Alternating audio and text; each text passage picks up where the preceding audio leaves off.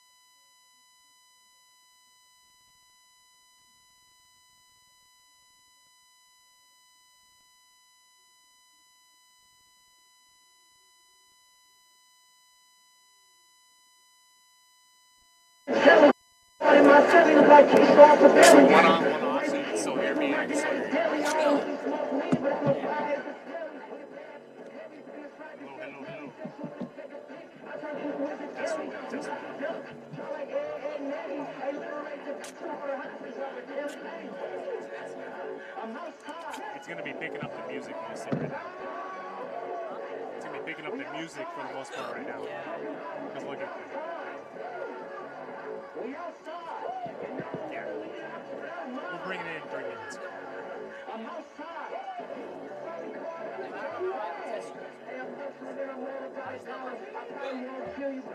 Sorry, we can adjust when it comes in.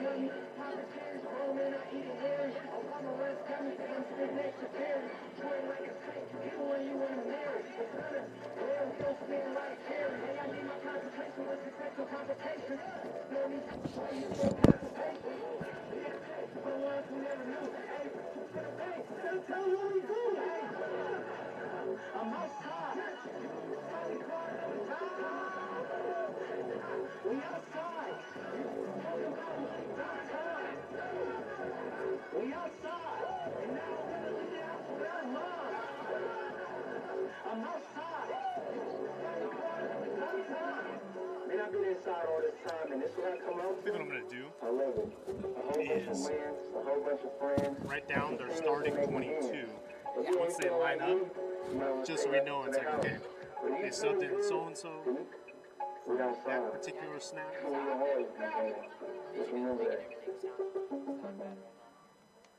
hello? No, I turned you guys off. Okay.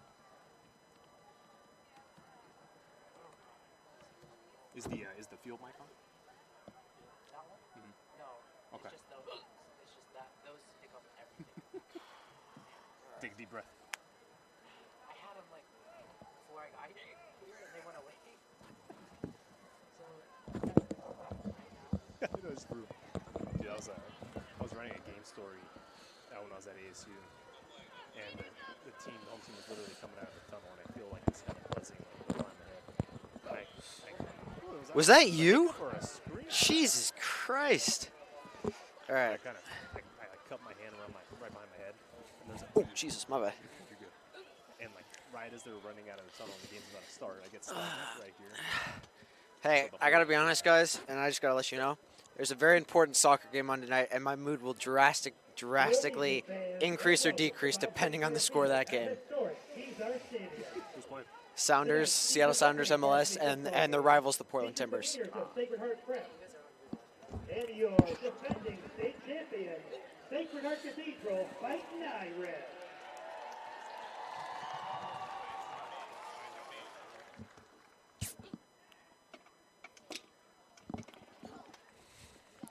You can lift your, oh, you did lift your chair.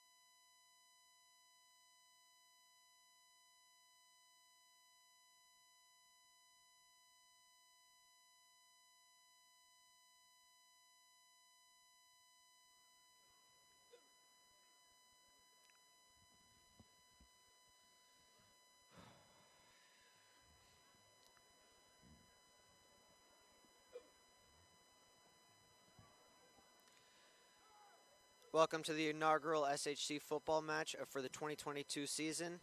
I'm your play-by-play commentator, Owen Camaros, joined by our color commentator, Sergio Sazo. And today we will be streaming the Sacred Heart Cathedral versus Sacred Heart Prep football game. Two teams with the same name, but who will come out on top? Both these teams opened up their preseason last year with the same matchup. Only difference is this time it's in foggy San Francisco and not sunny Atherton. Yeah, last year Sacred Heart Prep came out on top in a close game. This year Sacred Heart Cathedral looks to turn the tide and win their inaugural game, hopefully setting up another good season. Last year they were the state champions. Didn't have the greatest regular season record, but so long as they got into the postseason, it didn't matter. And from then, they went on a tear, winning the state championship. Yeah, it was kind of the story of the season for both teams. I think SHP starting 1-4, SHC starting 0-4. Both teams got hot as the season went along, qualified for CCS, ran the table from there, both finishing at an 8-7 on the season.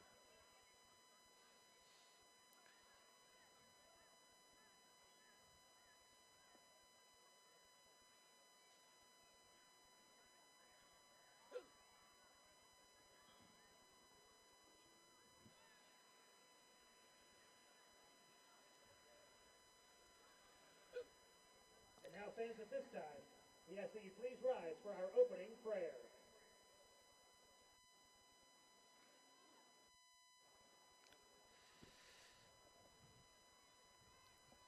Let us remember that we are in the holy presence of God. God of all that is good, we thank you for gathering the community of Sacred Heart Prep and Sacred Heart Cathedral together tonight. In the spirit of good sportsmanship, we ask for your special blessing of this game, that we may use our God-given talents to provide exciting competition and great rewards for all athletes, coaches, family, and friends here to support us. For a safe and exciting game, we pray in gratitude for this opportunity tonight. Live Jesus in our hearts forever. Please remain standing now for the playing of our national anthem, performed tonight by the Sacred Heart Cathedral Band. Ladies and gentlemen, our national anthem.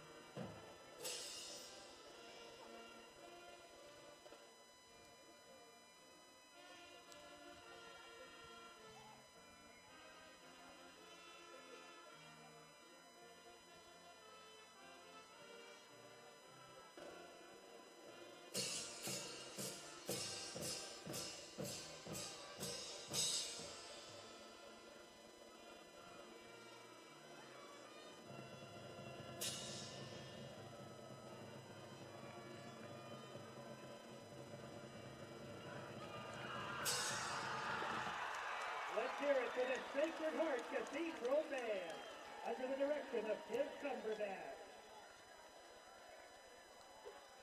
Alrighty, let's play some football. Yes.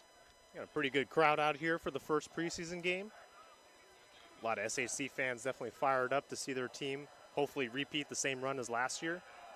Hopefully even improve on that mark, especially in their league play last year. Yeah, it's a weird situation for SHC. Even though they did win the state championship last year, their head coach did step down. He wanted to spend more time with his family, and now they'll be led under first-year head coach Antoine Evans. I recently sat down with Antoine Evans, and he said, you know, his goal for this season is just to see the players improve. If he can see the players, you know, start out on day one, give an effort, and then improve by the end of the season, that would be a season success for him. Yeah, I think so too, Owen. It's a young squad. There's definitely a lot of room for improvement even from last season. I know one they'd love to have back is that game against Archbishop Reardon. And I think that's going to be one key for this season to see if they can reclaim that Stanfield Cup. Sacred Heart will be kicking off to Sacred Heart Cathedral, will be kicking off to Sacred Heart Prep to start the first quarter.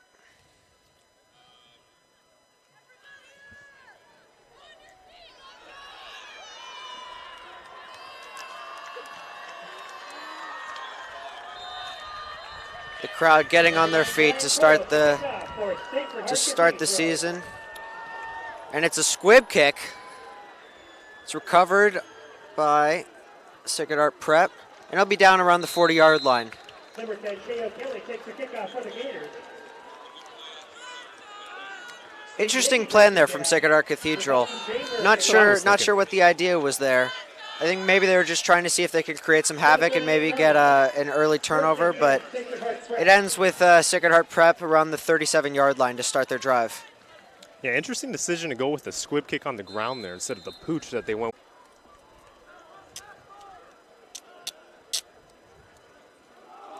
It's going to be a handoff up the middle for about 7 yards. And that's what SHP is going to do.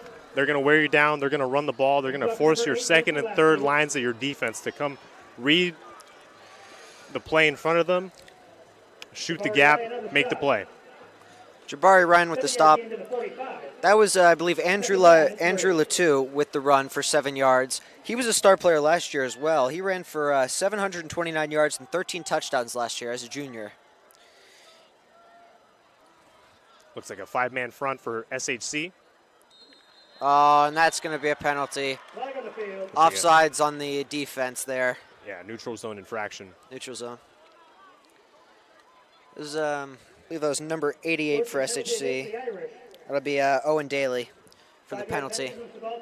Saw Daly a lot last year on offense, playing tight end. He's going to get a little more run on defense this year. Right now getting subbed out. Yeah. Not the way he wanted to start off his season, but, you know, it'll be a learning moment. No, definitely not. It's always going to be those few kinks to get out of the way, though. 1st and 10 at the 50. Quarterback under center. It's going to be a pitch to Fatu. He tries to cut upfield. Short gain around 4 yards. He was first met by number 33. Number 33, Gumina on the stop there. Cooper 3-yard gain to the 47. did a really good job there diagnosing the play. Got his helmet in there. Unfortunately unable to make the tackle, but still helped keep SHP to a short gain on first down. Yeah, that's the big compliment given to Fatu. The first man doesn't usually bring him down. It usually takes a couple. It's going to be a little bit of a pass play, a short pass, kind of a screen play. Oh, and a good stop. That was number 6, Jerry Mixon. Well, and that's part of what makes this offense so hard to stop, is you'll see them be in that same formation, still able to do any of their run plays, and then they'll run a little swing pass, almost like their version of a play action, essentially. That'll bring up 3rd and 2.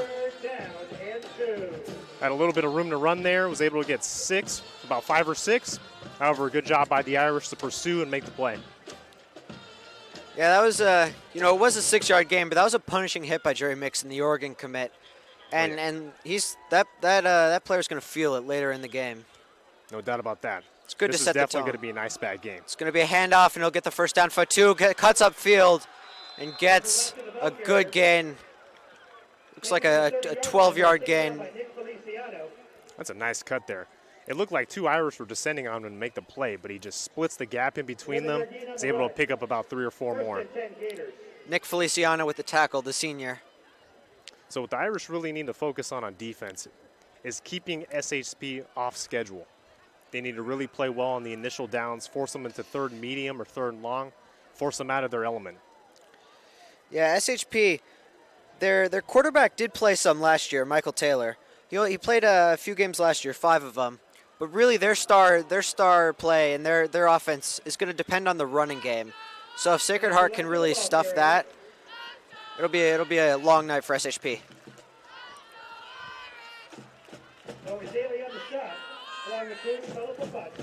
Yeah, a lot of misdirection in this offense. SHC has to keep their eyes on the ball carrier, make sure they keep their eyes on who ends up with the football, and just stay disciplined. Do your job, stay home, don't over pursue. Easier said than done. Second and 5 at the 25. It's going to be a handoff to for 2. He's going to cut up to the left, get upfield, and he has a big gain. He'll be down around the 12-yard line, out of bounds. On this first drive, SHP is doing a great job of just moving bodies on that front. Looks like they're winning a lot up front, and that's been the key to their initial success so far. 1st and 10 Gators.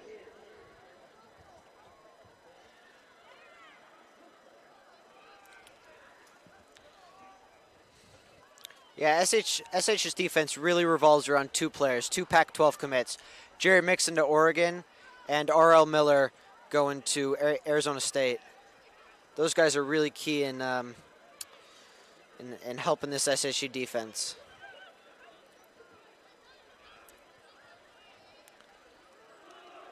That's a great job there.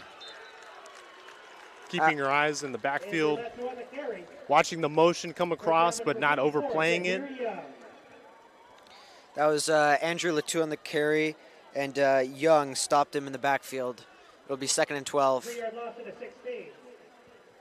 And more plays like that is going to be key to, like I said, keeping them off schedule, forcing them into these 2nd and long, 3rd and long situations, especially crucial here in the red zone. Quarterback under center. It's going to be a motion. It's going to be a passing play, pit lay action. That'll be caught for about a 7-yard gain. Caught by number 3 there, Brandon Hsing. Got about halfway. Remember, bend don't break. That was key for the Irish last year. A lot of drives where they were able to come up with a key turnover at the end. Of course, that's what they're hoping for here. I think even holding them to 3 would be a win for the Irish. Definitely. 3rd and 4 within the 10. Irish is trying to get a stop here. Quarterback scrambles to the left side, and he is going to be stacked. He's going to be sacked by number 4. That's R.L. Miller with the stop. R.L. Miller showcasing some of that speed right there. Did a great job keeping contained. That was a safety blitz by the Irish, and we'll see what SHP decides to do. They're going to keep their offense on the field, it looks like. Nope, my apologies. They do bring the kicking unit out. Looks to be about a 25-yard field goal, 26-yard field goal. The kick is up. The kick is good. That'll be 3-0 to SHP. 27-yard field goal attempt is up and good. Pretty good first drive from SHP. Shoot about half the quarter, set the tone a little bit. Some good plays on both sides. They were able to move the rock a little bit, get 3 points on the board. Do you think that they'll feel happy with that drive, though? I mean, sure, they got 3 points on the board, but they were in the red zone. They were within the 10-yard line. If I was the head coach, I would have been content with 3 points, but maybe not happy. Yeah, I agree with you there, Owen. I think that's one where you're not necessarily satisfied, Of course, it is your first real drive of the season outside of scrimmage, so you're happy about that. But then you also got to acknowledge you're not going to win the game scoring 3 points on drives like that. You got to cap those off with touchdowns. SHC trots their receiving team out on the field. The two receivers will be Mikey Kolonico on the left side, and it looks like Kendrick Sanders on the right side. Both guys got speed. That's one key element of this Irish team, like it was last year, is speed. Fast on the outside. Kendrick Sanders deep for the Irish.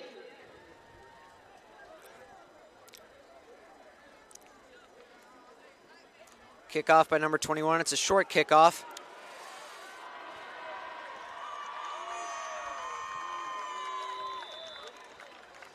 And the Irish player goes down in a heap of white.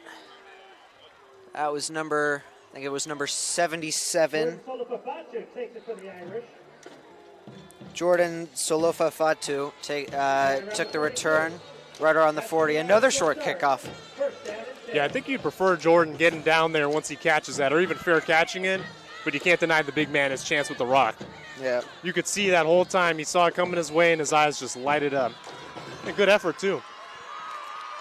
We've seen, we all know how potent offensive linemen can be on kick returns. Especially, in the NFL, there was, I forget the player, but for the Patriots, deep shot. Streak to Jerry Miller, and that will be overthrown.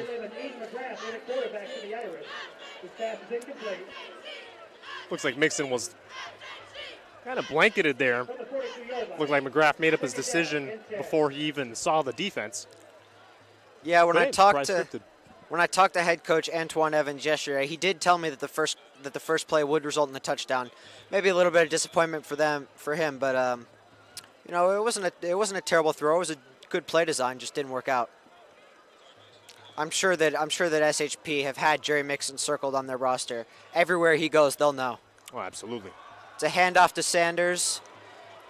There's multiple flags on the play. Sanders will get the first down, but we will see what the flag is. Both sides pointing at each other. I'm sure Coach Evans hoping to see a lot of that from Sanders this year. Yeah, it's going to be holding on the offense.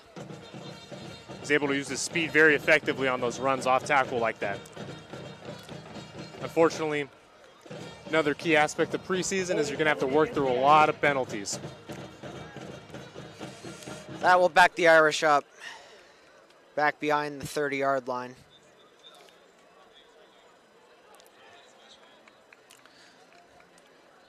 Now, I didn't see a penalty there. I didn't see why the flags were thrown, but I saw multiple refs both throwing their flags, so it must have been an egregious penalty.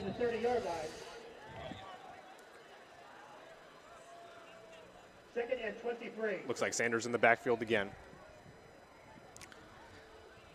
Quarterback McGrath takes the handoff. He looks to pass, throws it to Sanders, bobbles it, but ends up with the catch. He gets upfield for a decent gain. Looks like things are getting a little fired up over there. Good effort from Sanders, though. That's all he can really do there is take the check down, try to make a move, make a man miss, get 4 or 5. It's a good job there. Not much you can do. Take what the defense gives you. That'll make it 3rd and 18 for the Irish. Trying to not go 3 and out on their first drive of the season. That wouldn't be a good tone setter. McGrath in the backfield with Sanders. Kolonico motions across the backfield. McGrath looks to throw. It's to Mixon. And he looks to have enough for the first down. We'll see where it's spotted. Right along the first down. And yes, he has the first down. That's a great read by McGrath there. Aiden McGrath's first completion of the season results in a first down. Both Great of his job by the passes. O-line as well. Looked like Jerry was able to get open up the seam there, find the soft spot. Good decision, good throw, ball on time. Both of McGrath's passes so far, 2 of them have gone to Jerry Mixon, 1 of them going to Kendrick Sanders. Handoff to Sanders, and he is going to be stuffed in the backfield by number 10, Shea O'Kelly. O'Kelly got in there quick. Looked like he beat his man within the first couple seconds. Second down and 13. Sanders looked to make a cut to his left. Didn't have enough time. Yeah, Shea Kelly, as a junior, led the team in tackles last year. Very good player, second-year starter. Well, he flew through that gap right there. Pretty impressive play. Knocks the Irish drive off schedule right away again. McGrath looks to pass, looks towards Jerry Mixon. He is tackled by 3 players. That was number 5, Carter Shaw, with the first tackle. Carter Shaw is actually the son of Stanford head coach David Shaw. He's a wide receiver and free safety for this SHP team. Love David Shaw. One of my favorite college coaches of all time. Very good college coach.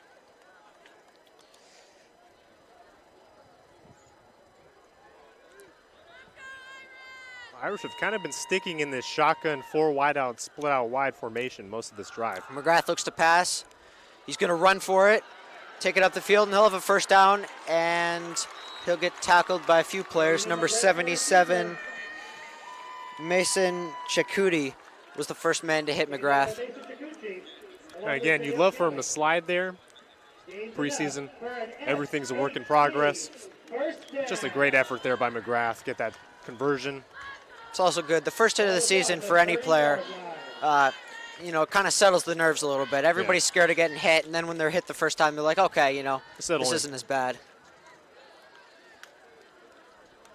McGrath takes the snap. He's going to hand the ball off to Sanders, and Sanders is going to get a good gain, about an 8-yard gain, making it 2nd and 2. That's a great job by the boys up front. Making a hole for Sanders to get through. He's pretty slippery. He's not the biggest back, too, but that was a good job. The hole there was pretty gaping. They were ready to go. Sanders was ready to hit it. It was a great first down play. Gets about 8.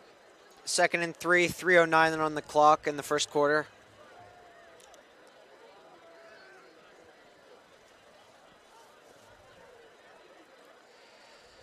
McGrath takes the snap. He's going to hand it off to Sanders again. This time Sanders is going to be met in the backfield.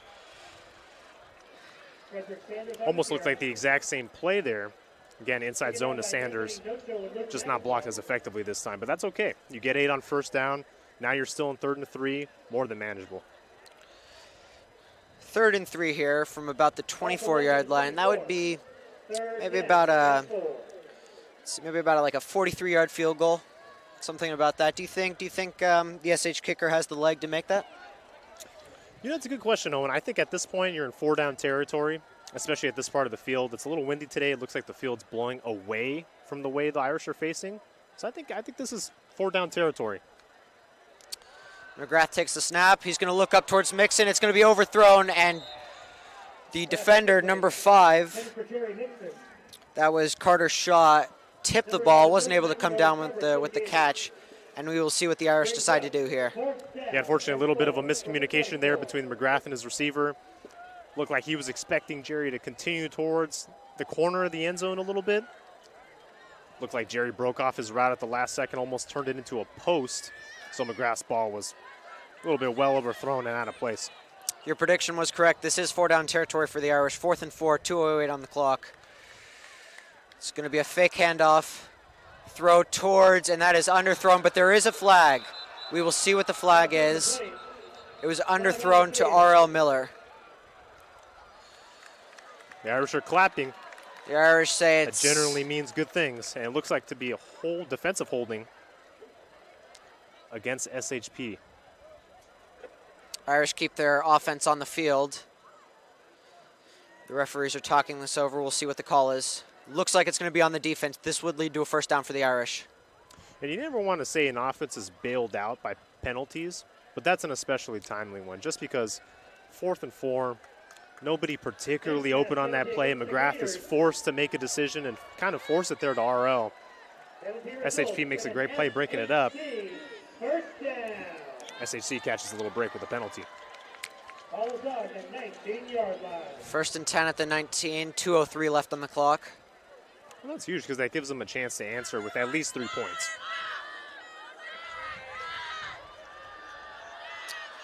The SHC stands are getting on their feet. It's going to be a handoff to Sanders. He's going to crawl towards the first down. 7-yard gain for Sanders. Sets up another 2nd and 3. Sanders is looking slippery so far. Hits that hole, is able to make one cut and kind of go. Reminds you a little bit of a Shanahan style back. A little smaller, a little shiftier. Especially with that zone blocking, that's especially what you want. This is multiple drives for the Irish, where they have set up with a running play. They've set up a 2nd and short where they can kind of go for a run or a pass. They go for a run again, just like last down. Sanders is going to be met in the backfield again. This drive is very similar to the last one. Yeah, it looked like more of a traditional power run there with the pulling guard. However, the guard was about a half step late. Great job by SHP to break up the timing of the play. Big win for them on 2nd down. 3rd and 6, under a minute to go on the clock in the first quarter. 3 wide receivers to the right side. Jerry Mixon, the sole wide receiver, to the left side.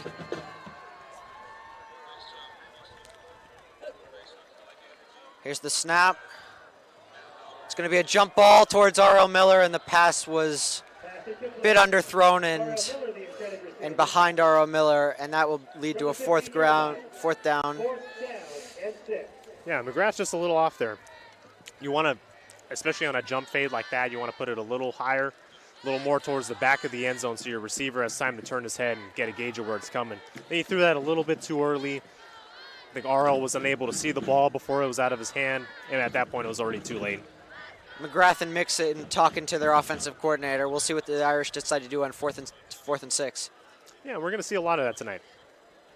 We're not expecting everybody to be on the same page in game 1.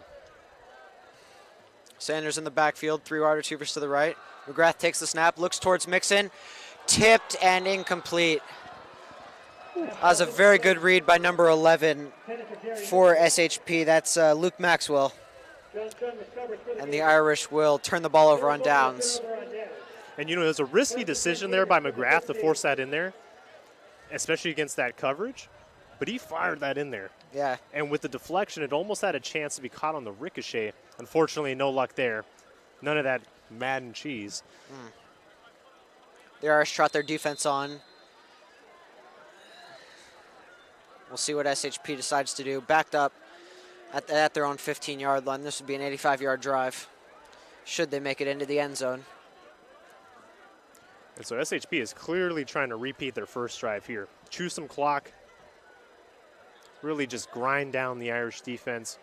Except this time, of course, they want to cap it off with a touchdown. It's going to be a handoff to number 3, and he's going to try to turn upfield, and he is met hard by number 36. That was Jabari Ryan with the tackle. A great job by the Irish there, getting a couple hats in there and blow up that play. Ryan leading the way, makes an excellent tackle there, bring him down first contact. Jabari Ryan with his 2nd tackle of the first quarter.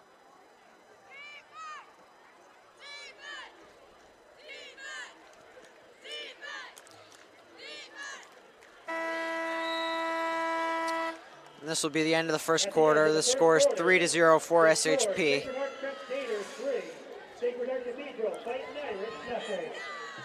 We will take a break as the teams switch sides. And we'll be back for the second quarter right after this.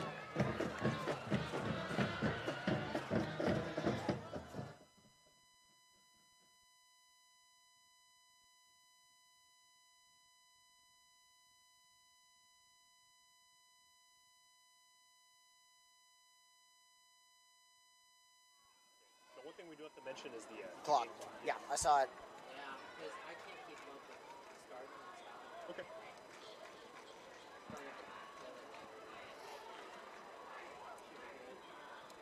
Sound good? Good pace? Sounders score. Come on. Come on, Seattle. Come on, Seattle. 0-0. All right. Nice shot. Thank you. That was a good start. I think we got a good pace going. Yeah.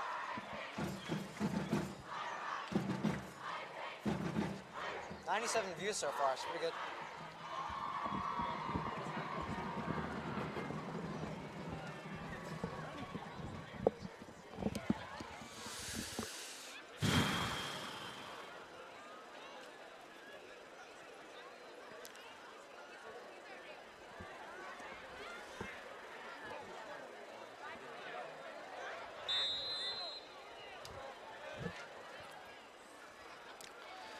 And we begin the second quarter. The Lancers, it's currently second, or sorry, not the Lancers. SHP currently 2nd and 11 at their own 14-yard line. Quarterback looks to throw. It's going to be a screen play to number 8, Fatu. Fatu's going to turn upfield. He has a good gain, and he's going to be tackled from behind. That was number 88 on the tackle for SHC. Well, a perfectly set up screen pass there from SHP. That's one where you're kind of holding your breath the whole time, especially as the blocks were kind of slowly setting themselves up. Great effort by SHC there to keep pursuit up, make the play.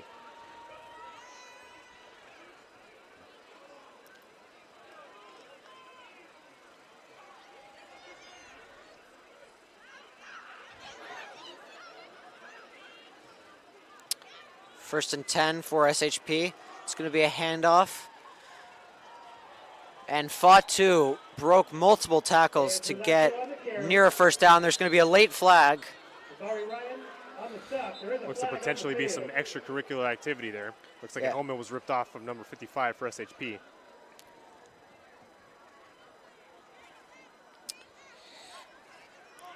Alicio Buffington for SHP lost his helmet. We will see if that had anything to do with the flag that was thrown. The officials are getting together. Looks like it's going to be on the Irish. Latu's been extremely impressive so far, showing that toughness, keeping his legs moving. I think he broke 2 or 3 tackles there. Personal foul penalty against the Big Irish. low to bring down. It's a personal foul against the Irish. That'll put the ball in Irish territory, just beyond the 50-yard line. 15-yard penalty puts the ball at the 50. First and 10 Gators. SHC looking for a little juice here. Second drive in a row that has led to SHP having the ball in Irish territory.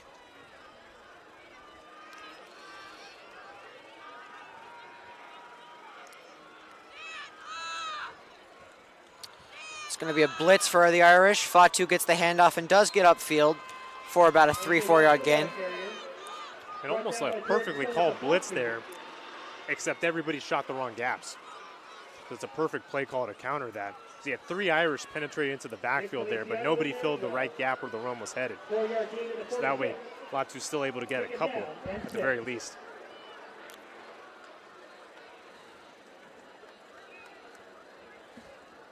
Fatu's heavily involved right now in SHP's offense. He was heavily involved last year too, but even more of an involvement this year. Not as many throws from SHP. Here's a throw though. It's a deep pass. And they're going to throw a flag. There's the flag. I was looking for a flag. That seemed to be pass interference by Kendrick Sanders on the SHP wide receiver. And that's a tough one. The quarterback hit as he throws, comes out a little underthrown because of that. Kendrick's just got to get his head turned around and see the ball. As a DB, you're out there on your island, especially on the far sideline. You're relying on your own sideline to let you know when the ball's coming. But on that far sideline, he's got no heads up. He's got to get his head turned around. Yeah, he was playing just looking towards the defender. And that's all right if you don't make any contact. But once you make contact with the wide receiver, it's going to be a pass interference every time. Penalty is pass interference against the Irish. That'll bring the ball to about the 30, maybe the 35-yard line.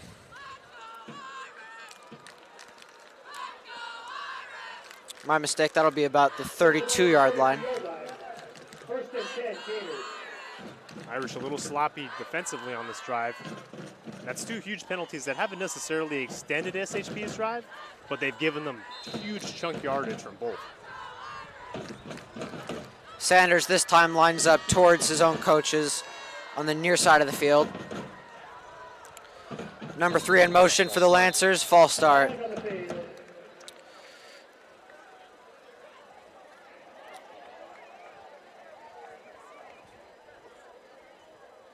False start penalty against the Gators. Looked to be either the left tackle or the tight end that was lined up there on the left side of the line. 37. First and 15. First and 15 for the Gators.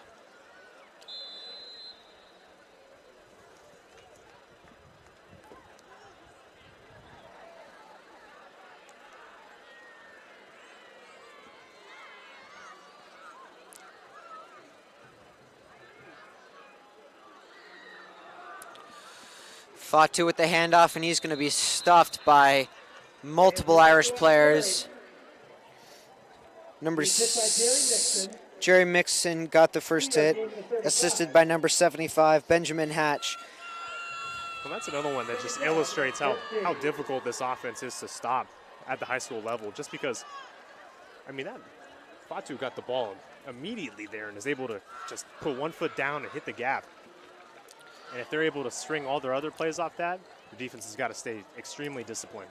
Benjamin Hatch, who got the assist on that tackle, assisting Jerry Mixon, he received high praise from his head coach, Coach Evans, saying, when I asked Coach Evans on Thursday about who was his breakout player this year, he said that he believed that Hatch would be the breakout player and would really show coaches and scouts why he deserves to play at the next level.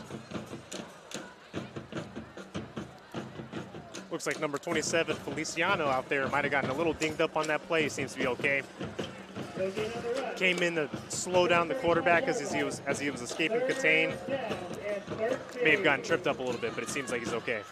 That'll bring up 3rd and 13 at the 36-yard line for the Gators. And this is one. We'll see what they decide to call. They've really got to stay disciplined here. Make sure no bad penalties. Get off the field. Get your offense. About 2.5 minutes here off the clock, so not too much time has been taken up by SHP with this drive. The Irish cheer squad getting the fans on their feet for this 3rd and 13.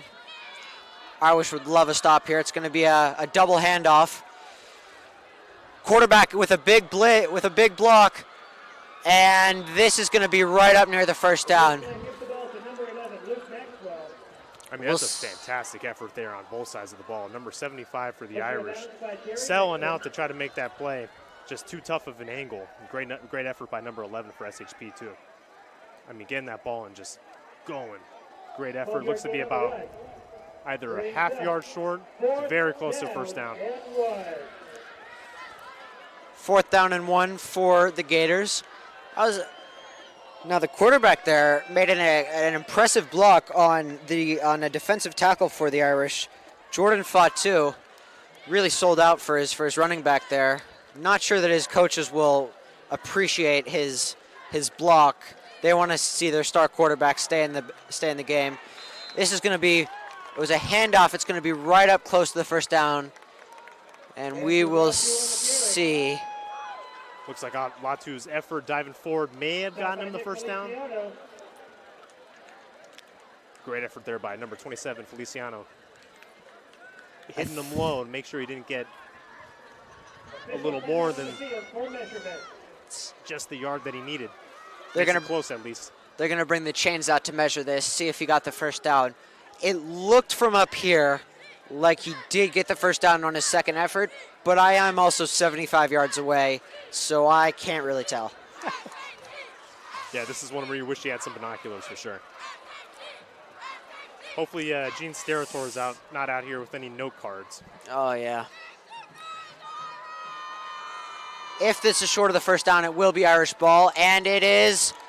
It is a first down, and the Irish are not happy about this call.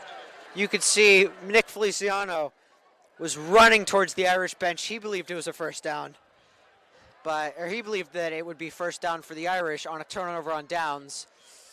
The officials did not agree. Interesting. It's almost like you don't know if they're upset about the spot there, because it looked like they had a front row seat to be able to see the measurement, but even those sometimes can be so close, it can be hard to tell with the naked eye, especially from that angle where you're looking at it head on. This could have been one where we did need a no card. Yeah. 9 minutes left in the second quarter. For the Gators have 1st and 10 at about the 22. Something went wrong there. We'll see what happened. Multiple flags are called. Looked like the entire second level of the Irish defense was just jumping at the bit to blitz there. Unfortunately, looked like SHP went hard count and got about half the defense to jump off sides. Who do you put the penalty on there? Because that must be tough. You know, penalties called on you, and you were one of 5 guys that jumped off sides. But you know, the officials didn't like you, so now you have you're getting called for the offsides. You get made to be the scapegoat. You know, it's pretty tough because if you're the one tech right there, you can see the football in front of you. So there, it's like a little tougher. If the quarterback's got a really good hard count, then it's totally understandable because especially when the fans are being loud, it can be pretty tough. But for the rest of the defense, that's more just a communication issue. Watching the ball, being disciplined, and especially at this level, it's tough to put the onus on just one thing. It's more of a forget about it and move on to the next play type of situation. The Irish call timeout. They want to talk their game plan over with their defense. The Gators also in a huddle. Yeah, with these two long drives, I think if you can hold them to 3 here, that'd definitely be another win for the Irish. You don't want them to make these long drives a habit, but especially one like this where they've gotten a couple bad penalties, a couple bad breaks. Gives you a little time to kind of keep yourself in the game mentally. What do you talk about in these timeouts? You know, you just gave up a 5-yard penalty, kind of a silly penalty. The entire team jumped off sides in a hard count. What is the defensive coordinator going to tell his team? I think number one, just settle down, watch the ball, keep your focus, communicate, and just go back to your fundamentals. Just play football. It's going to be a handoff to, hard to tell who that was. That was number 3, I believe. Brandon Singh on the carry. That'll be 2nd and 5, no gain on the carry. You know, as I was saying before, I think, especially now, you kind of have to maintain that perspective of, hey, you know, we're not out of this drive yet. We can still get a turnover. We can still force them to go for 3 here. And like I said, I think they definitely would take that, especially a turnover. That's going to be a key momentum. Any turnover in this game with how it's started off so far is going to be key to whoever ends up taking the victory. It's going to be a handoff to the left side. Fatu trying to break to the outside. Tackled from behind. Looks like he nearly lost the ball. The Irish are saying they recovered the ball, but Fatu was able to jump on his own fumble. Kendrick Sanders flew in there with just a savage hit. Looked for a second like he might have been the one that jarred it loose, but it looks like Fatu got the ball back. Yeah, it looked like the ball might have came out on when he fell to the ground, when his elbow hit the ground. Yeah. So he would have been down by contact, but... Yeah, it looks like the Irish were a little excited, but the referees never truly looked like they were jumping into motion to declare it a turnover. Yeah. But even a hit like that, I mean, that motivates a team. Now we know that Fatu can drop the ball if he's hit hard enough. Next one, maybe he stays up long enough for the ball to come out, and maybe the Irish have a turnover. It's going to be 1st and goal for the Gators, right around the 10-yard line. Timeout for the Gators. They're going to talk things over. They want to get in the end zone on this drive. Yeah, and going back to that hit, I think it does a great job to fire up the fans, too. You hear them back into it a little bit. The stadium was a little silent on that drive, and the defense, especially more than anything, needs that juice from the fans. They need to get pumped up. They need to start firing each other up, feeling good about themselves. Get a quick breather right here.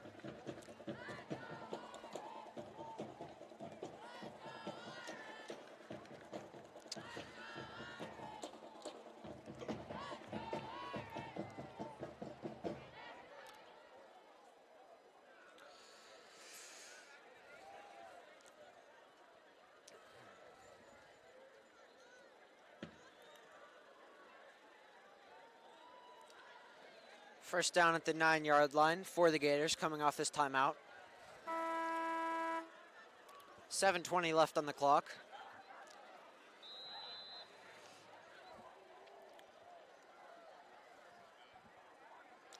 Quarterback Mitchell Taylor lines up under center. He's going to hand the ball off to Fatu. Fatu breaking to the outside. There's a flag on the play. That was not Fatu, my apologies. That was Anthony Noto. Looked to be potentially a block in the back against SHP there. Number 55 finished the man he was blocking, except he had a little bit too far behind. So he just totally pancaked them, but of course, if you're reach blocking from that angle, it's a pretty easy penalty. Holding, excuse me.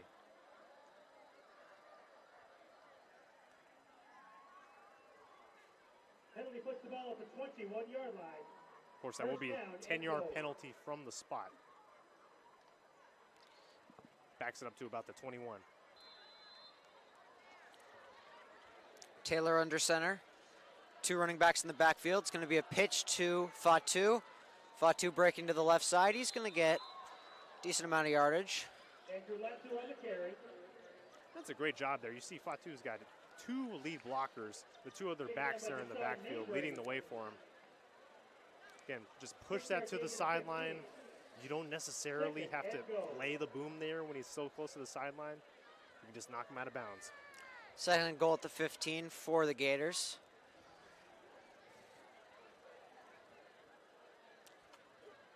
There's a big play upcoming right here.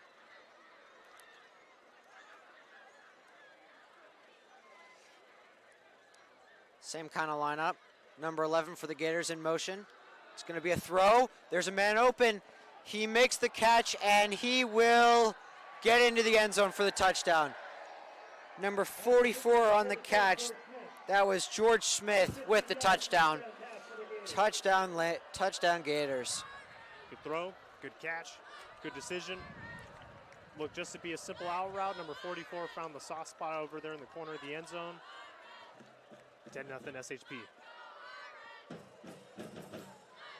Looks like they're potentially going for 2 here. Neither team really has. Oh, yeah, scratch that. It's a little hard to tell with the way they line up out of the snap, or excuse me, out of the huddle. Kicking against the wind here is number 21 for the Gators. The kick is up, and it is no good. So it is not 10-0 SHP, it is 9-0 SHP. The score, Sacred Heart Prep Gators 9, Sacred Heart Cathedral Fightin Irish 0. 7 minutes, just under 7 minutes left on the clock for the Irish on their drive. The Irish, their last drive, their first drive of the season, not a bad drive by any means. They got into they got into Gators territory. Just didn't have enough faith in their kicking unit, went for it on 4th down, and unfortunately just came up short. We'll see what the Gators decide to do on their kickoff. Mikey Kolonico and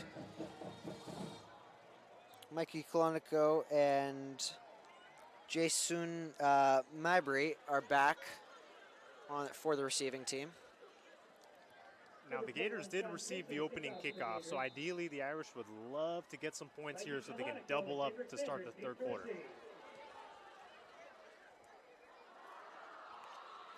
It's a short kickoff, and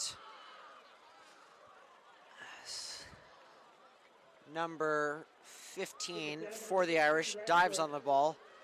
It'll be 1st and 10 at the 20 for the Irish. The squib had a little bit of mustard behind it. And that's the fear with the squib kick, is if you get someone that touches it like that, it doesn't go out of bounds. Of course, there's no penalty if you touch it before it goes out of bounds, but the ball is initially down of your possession right there. That's the fear that it just kind of settles there. The coverage team has time to get downfield and go potentially even turn the ball over.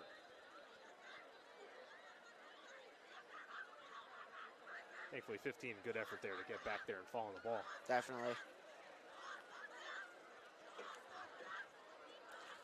1st and 10.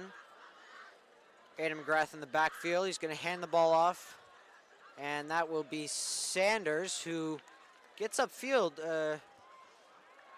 Sanders or Mixon. Sorry, they both have similar numbers. I couldn't tell. That was Mixon with the run. It's going to be an 8-yard run.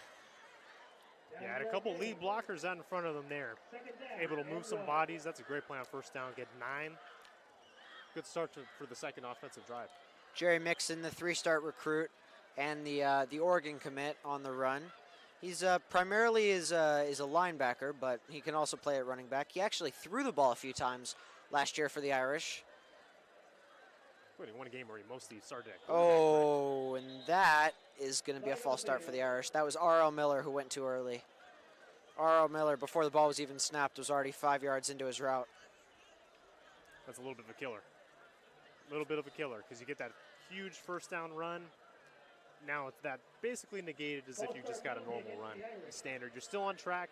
You're still on schedule, but it just cuts into that momentum that you get with that first play a little bit. Yeah, you know, it was a on 2nd and 1, you can just basically, especially if it's 4-down territory, you can basically do whatever you want. Yeah.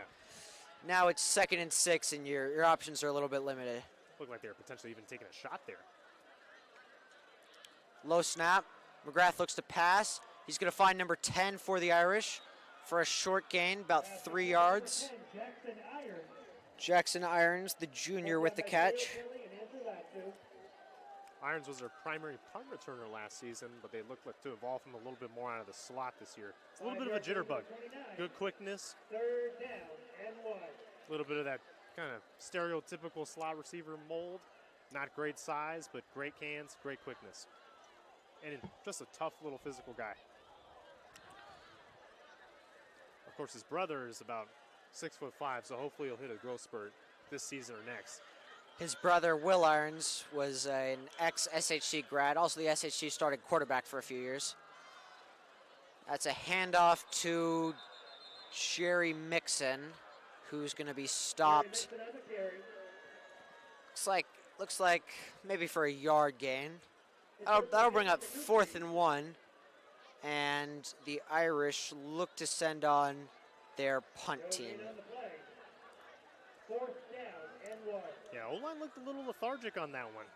Mixon stood up at the line. Not a lot of juice coming out of their stances. That's okay, that's going to happen, especially against a solid team like this, SHP. You'd love to convert there, keep that drive going. Fortunately, you get the ball to start the next half. So go make a play on defense. Still got potentially plenty of time to force SHP to go 3 and out or get a turnover. And I go back to that one false start penalty as the Irish line up in punt formation. It just kills drives. Absolutely. The punt nearly blocked. It's going to get off. There's a flag in the backfield as number 5 for the Gators tries to bring this ball upfield. Yeah, it looks like SHP's punt block team is a little too over-aggressive there. Absolutely decked the Irish punter. That's obviously going to be an automatic first down. So the Irish are going to retain the ball on a roughing the kicker penalty, it looks like, as they do send their offense back on. Yeah, so through the first quarter, just a couple undisciplined penalties for the Irish. Now SHP returns the favor with their own undisciplined penalty. Of course, the punt team really eager to get out there and try to make a play for your squad, but at the same time, you've got to keep your head up, not bail out the other team. Yeah, it's one of those things. You're playing on the punt team. Maybe you're not, playing as much football as you like. You're a special teams guy. You're trying to make an impact, show that you belong, in the regular offense or the regular defense. And you just think, what's a better play than just blocking a punt and setting my team up with great field position? But instead of blocking the punt, you just gave a gift to your opponents. There's a flag in the field. It's going to be offsides on somebody. Yeah, it looks like one of the D linemen had their foot in the neutral zone. Yeah, encroachment against the Gators. So that's a huge two-play swing there. I mean, we were talking, it seemed like 30 seconds ago about how disappointing that drive was with the 2nd down penalty, and now Irish moving the ball here a little bit. A great opportunity with a minute left.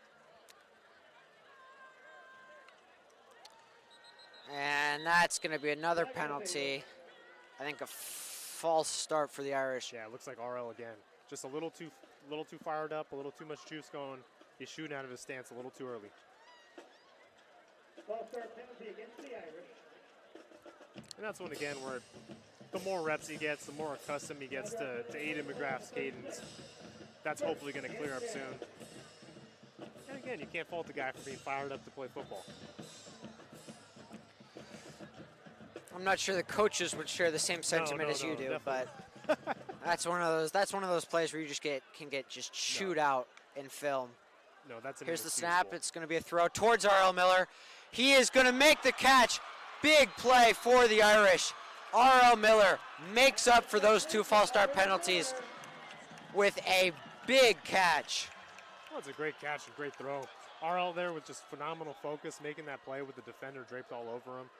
Always had his eye on the ball. Just strong hands, good catch. Great throw from McGrath. 42-yard gain.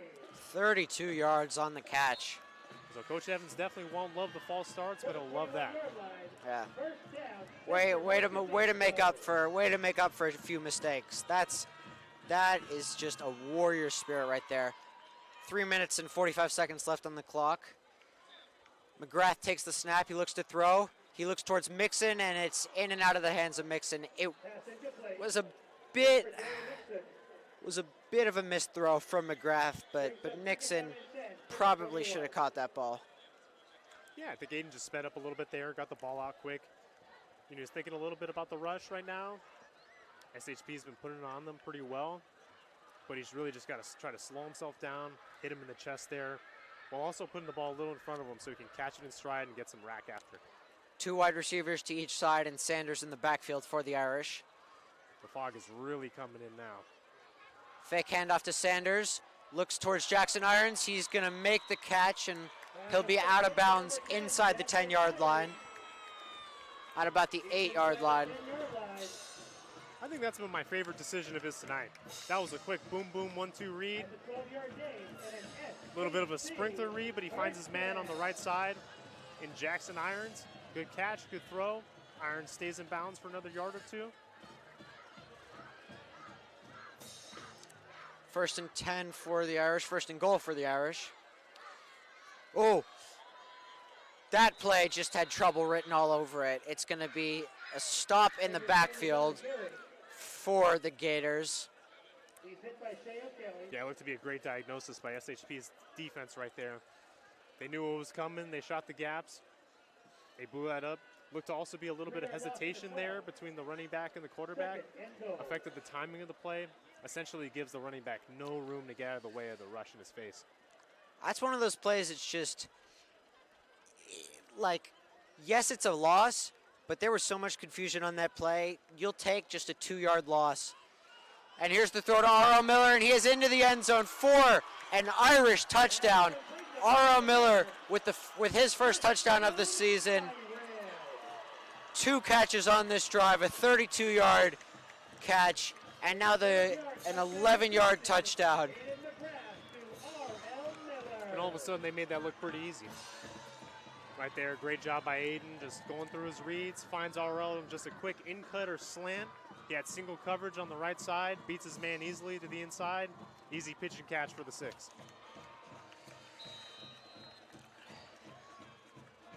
The Irish setting up for the extra point, trying to make this just a 2-point game.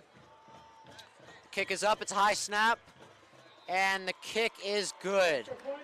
Right through the middle. And with under 3 minutes left on the clock, the Irish make it 7-9, courtesy of an R.O. Miller 12-yard catching touchdown.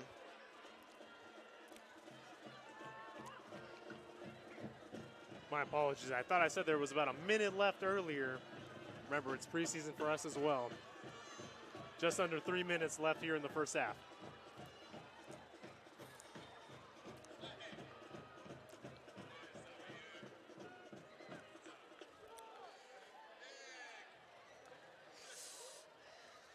I know for the Gators, I mean, that is a rough drive for the Gators. That entire drive could have been negated by a simple penalty for roughing the kicker.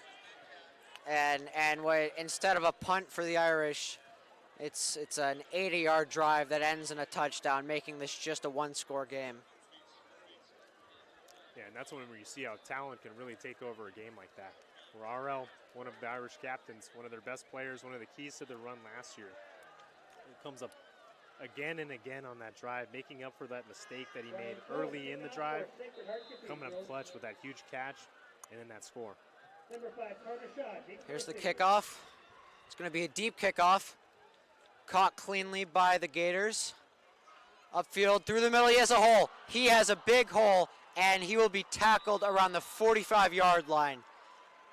An excellent punt blocking by the Gators at number 11, Luke Maxwell, with a 45-yard.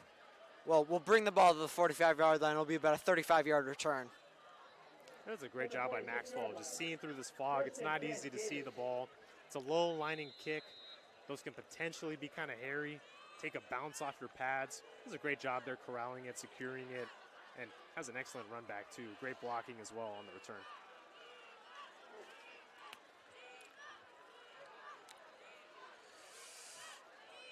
It's going to be a throw to number 5 for the Gators, and he drops it. It's picked up. It is. Incomplete. Ooh, it's ruled an incomplete pass. I believe that an incomplete pass would have had to go forward there. And I will be one to say that pass did not look like it traveled forward. I agree. It's a little bit of a tough angle, but it definitely looked to be a little lateral, a little behind where the receiver initially set up to catch a screen.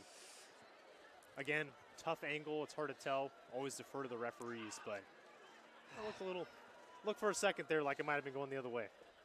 I know it's high school football, but when will they bring challenges? Tipped pass, and it's going to be incomplete, which will bring up 3rd and 10 for the Gators. You know, I think you make a good point there, because you would think that there would at least be an official challenge.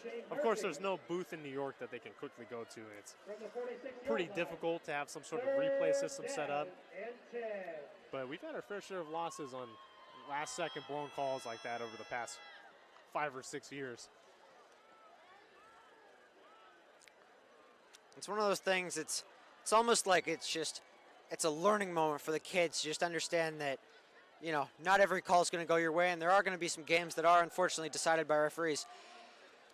It's going to be a low throw. It's going to be caught by number 5 for the Gators, but he's going to be short of the first down by about 2 yards.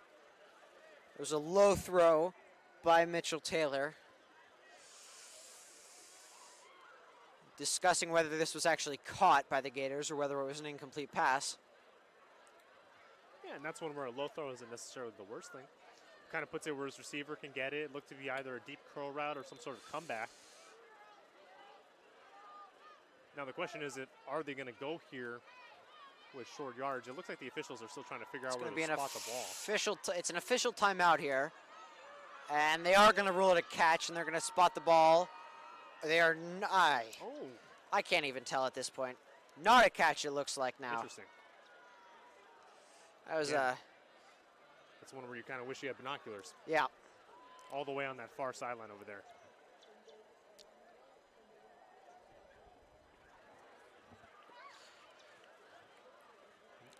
Yeah, it was hard to tell from here. They're about 80 yards away from where I am sitting, commentating this game. Initially, I thought that they were going to rule it a catch. Yeah, just from the way the SHP sideline reacted too. Now they're backing the ball. Okay, so there must have been a penalty on the play. That's what must have happened. Interesting. And for it to be backed up 15 yards like that, you'd assume it'd have to be a personal foul. Maybe some unsportsmanlike conduct after the play. Yeah. Somebody arguing with the referees. Hard to tell. In high school football, arguing with the referees is a big no-no. Yeah. Players can even be removed from the game for that if what they say is not per the standards of conduct. Yeah, I would break school records from being removed from games for arguing with the referee. Oh man. No love for the Zebras, Hone? I mean, depends on which one it is. You know, like even with baseball, you have your umpires that you love, and you have your Angel Hernandez's. Yeah. So it was offensive pass interference. That's the official call, and it will be 3rd and 25 for the Gators. I guess the long break while the officials were trying to figure out what was happening was whether the Irish were going to accept the penalty or whether they were going to decline it, and they ended up declining the penalty. And it will be 3rd and 25 for the Gators. The only thing that can't happen here is a 25-yard gain, or a 23-yard gain even. Anything besides that, the Irish are happy campers. But you know, it would have been 4th and 2. Now it's 3rd and 25. We'll see what the Gators decide to do here. For the Irish, the key is just keep your man in front of you, play smart, play heads-up football.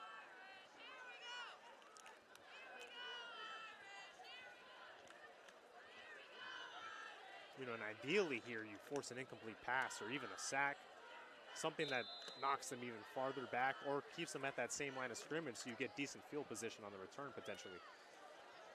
Yeah, if you'd think it's going to be a handoff to Fatu, he has a good hole. He'll be short of the first down, but not by a ton, and this is going to be an interesting decision. What do the Gators decide to do? Their offense is still on the field. I would assume, no, now they will. So the Irish will call a timeout to stop the clock, and the Gators will.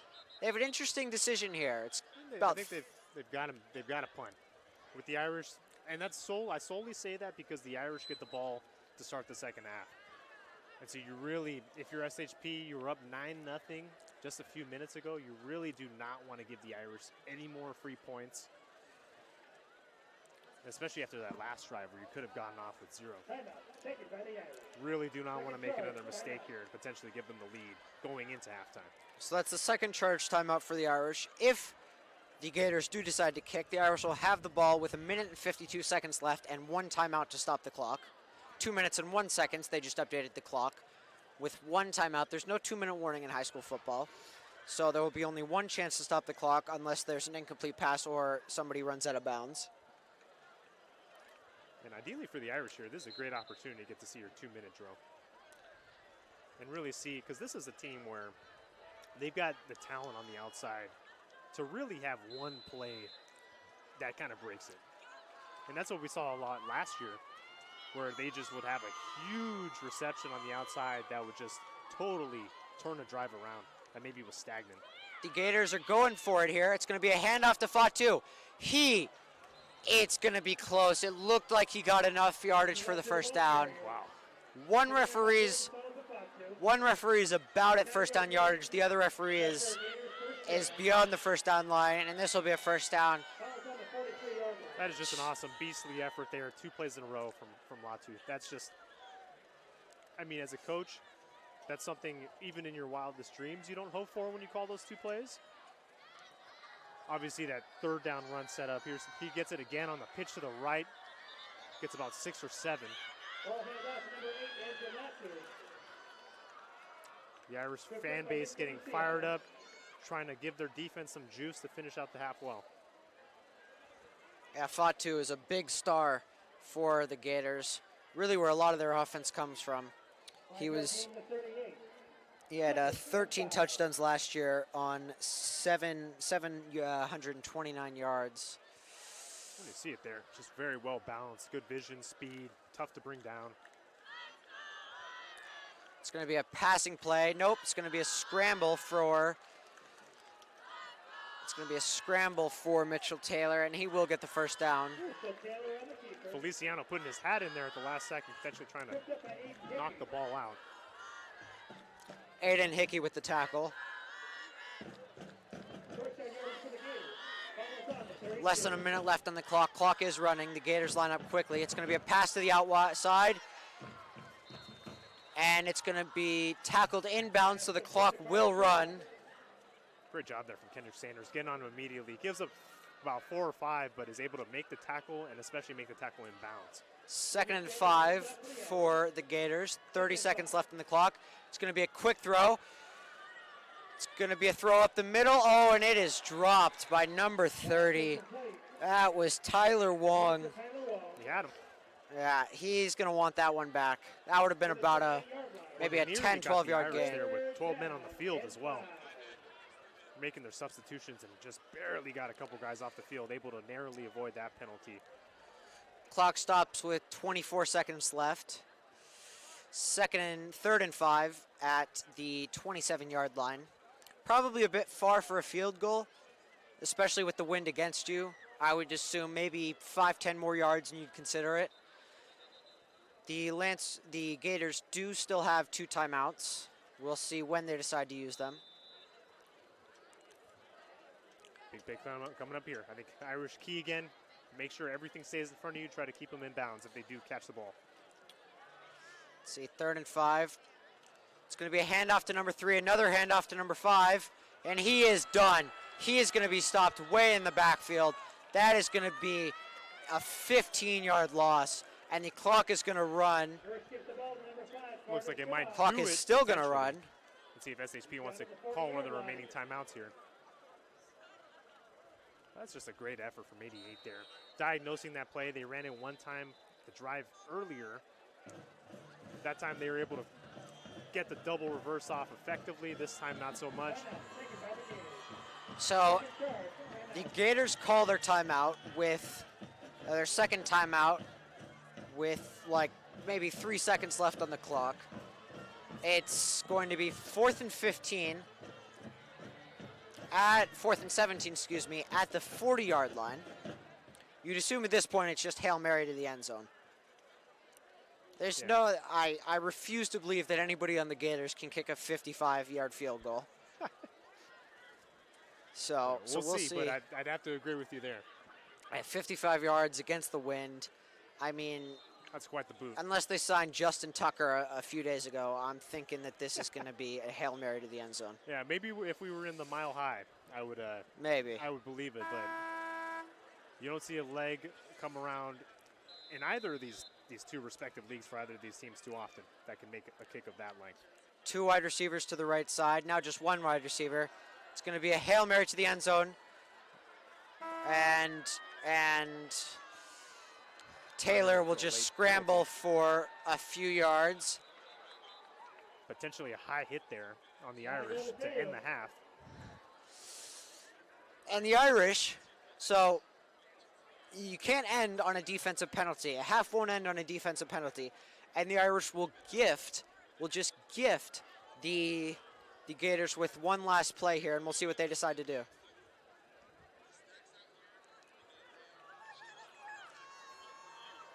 You'd think they'd go with something a little more vanilla here as opposed to the double reverse. Now, unfortunately, we never got to see that play unfold, so you don't know if they were going to maybe throw out of it. That would have been, that was a little bit of a risky play call. It would have been number 5 on that double reverse, which lost 15 yards. That would have been number 5, Carter Shaw, who would have been the one to throw the ball if he decided to. We'll see what the Gators decide to do right now. The officials are still talking it over. Ball is currently at the 33-yard line. We'll see if it gets moved with the penalty.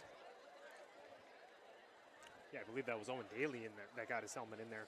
Nearly, one blew up that play and nearly almost created a disaster situation for SHP there. If the ball gets either knocked out on the exchange, it looked to be a little bit of a not totally clean exchange. And again, just an interesting play call. One that's a little bit risky, one that, in my humble opinion, maybe potentially could have gone the Irish's way. The timing is a little bit off there. A little bit of a break there for SHP despite the 15-yard loss already. So it was a roughing the passer call against the Irish. Ball is at the 20-yard line. We'll see what the Gators decide to do now. From this position, it's not just a Hail Mary. From this position, you can run a play, a deep play, but definitely a play. And the Irish are just going to play prevent defense should the Gators decide to keep their offense on the field, but they will bring out the kicking team.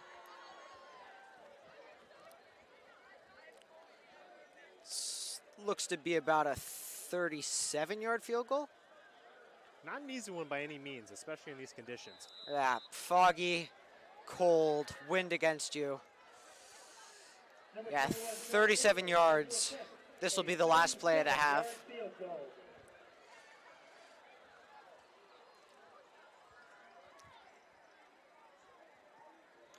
The kick is up, and the kick is good. What a kick. A little extra room to spare at the end of that, too. Number 21, Sean Tinsley, with the kick. And that will end the half. The score of 12-7 for the Gators. The Irish will receive the ball in the second half, and we will be right back after this halftime.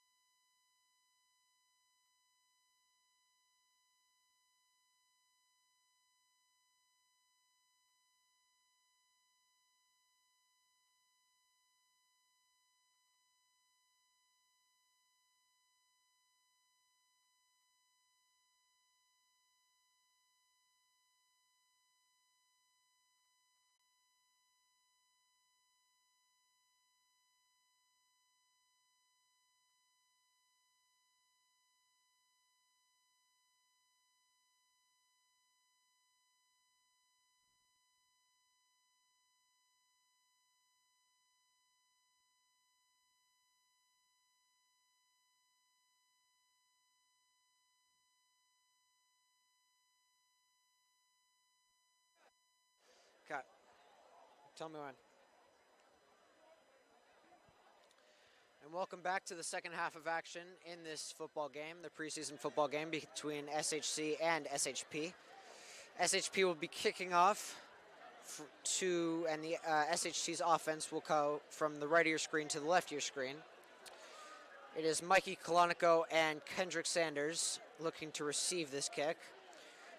Just a little bit of a recap on the first half. SHP started off strong, drove all the way down the field, but ultimately had to settle for 3 points. They would get their opening touchdown, though, towards the middle of the second quarter on a good little run from Fatu. SHC did respond with a touchdown of their own by R.L. Miller after he did go for big on a 32-yard catch, and then the drive culminated with a 13-yard touchdown throw and catch. As this kick will go through the back of the end zone for a touchback. Yeah, and the story of the first half was kind of those drive extending penalties on both sides. I think you got two situations where the Irish would have loved to get SHP off the field, and especially on the Irish's scoring drive, SHP would have loved to have that running into the punter penalty back. Yeah. It's huge. I believe it was either the play right after or 2 plays after where McGrath was able to hit on a deep ball to the right side of the field to R.L. Miller, and that totally just changed around the kind of mentality of the Irish in the early part of the game. Yeah, especially on that big, to be fair, on that big catch from R.L. Miller, as this play goes nowhere for the Irish. Good stop by the Gators. On that big play from R.L. Miller, that 32-yard catch, he did kind of make up for a few penalties of his own. He was called for multiple false start penalties in that second quarter on that same drive. Both penalties, for the first penalty that he got called on, pretty much ended the drive for the Irish. They got lucky and bailed out by the roughing the kicker penalty. The second penalty took the Irish back 5 yards, and then the next play, they ultimately did make that catch for 32 yards. Here's a throw to Jerry Mixon. He's going to cut to the outside. Kind of got blocked by his own teammate there. He is not happy. He is not happy with number 13 there. Yeah, it looked like Mixon had a little crease to hit. Unfortunately, 13 wasn't able to hold his block long enough. That's a tough one. It looked like he had the safety descending to make the play as well. Unsure of how many yards Mixon would have been able to get had the play been blocked a little better, but definitely more productive than just the 1 yard gain. Yeah, that was Enzo Cordaoli that got in Mixon's way. It's going to be 3rd and 9 for the Irish, trying not to go 3 and out on their first drive of the second half. Here's the throw towards Mixon. He's going to cut upfield, and he will have enough yardage for the first down. Oh, and that's what Jerry Mixon gets you. He's just going to try to out-athlete everybody ahead of you, and he's better than almost everybody to be able to pull it out. And that's what you saw. You saw there. I mean, he just gets the ball short. McGrath, almost a check down right there, but Mixon's able to turn upfield, run after the catch, put his helmet down, just run through a couple would-be tacklers. What a great effort there from Mixon. Mixon playing a lot like his uncle, who's in the NFL. A name you might have heard, Joe Mixon for the Bengals, the running back. Here's Sanders with the carry. He's not going to get much yardage. Maybe a yard on the play. Sorry, that's tough running. It's really been the tale of, it's really been the story of the game a little bit in terms of the running game for the Irish. The Gators defensive line has really kind of had their way with the Irish offensive line, at least on the runs. The pass blocking's been a bit better, but not a lot in terms of running for the Irish. Yeah, it seems like Sanders has been able to break a couple for about 5 or 6, but really the SHP defense at the point of attack has been winning more often than not so far. McGrath hit as he throws. It's going to be incomplete towards Enzo Cordaroli, who tried to come down with the catch and just couldn't. Yeah, it looked like corner Andrew Rocha right there, making a late break on the ball. Perfectly timed, is able to get a hand in there. McGrath kind of falling away, getting hit as he makes that throw. Still was able to deliver an accurate ball, but a great effort there from number 4. Yeah, Corderoli, he was one of those guys, when I talked to head coach Antoine Evans, he was one of those guys that Antoine Evans said, you know, Corderoli really did play himself really well in that scrimmage and played himself into some playing time as... Looks like McGrath just threw that one away. Yeah, McGrath throws that one away. It was a... Looks like SHP wanted maybe a grounding call, or they're just celebrating for getting the Irish off the field. Hard to tell, but that will lead to a 4th and 9. Yeah, a little hard to tell from here, but it looked like McGrath may have been outside the tackle box. Yeah, no penalty, but it will be 4th and 9 for the Irish as they will send on their punt team. And that's a disappointing drive for the Irish. Not just the fact that you give the ball quickly back to SHP, but also that was their chance there to kind of regain that momentum from that last mistake that led to the field goal to end the half.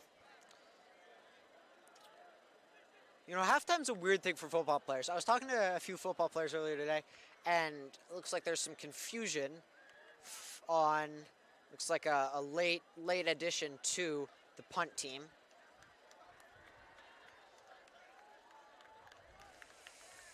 And here's the punt. It's going to be a good punt that will bounce around the 33-yard line and will be downed inside the 30 at about the 28-yard line. A solid boot. Jay Murphy with the punt. Gets a little bit of an Irish bounce. Yeah, I was talking to some of the Irish players today, and they're, you know, halftime's one of those things. Nobody likes halftime when they're playing well at the league, because it's just, you know, you're in that mentality. You have all the momentum. Now you go into halftime. It's a time to reset, and then, you know, come halftime, it's really the first team to make a big play that will have that momentum going into the second half. Absolutely. It takes the wind out of your sails a little bit, especially right there where it's like, you think about football, players go to this dark place where they're able to really kind of just play with pure instinct and intensity. And sometimes, you know, going to halftime will snap you out of that. And there's a flag thrown on the play. Flag on the field. It's against the offense. Looks to be potentially a legal formation? Hard to tell. Hard to tell. Couldn't really see what motion the referee was giving us there. But it will move the drive back 5 yards. It'll be first and 15 for the Gators. 9 minutes and 20 seconds left on the clock in this third quarter. Ball at the 23-yard line.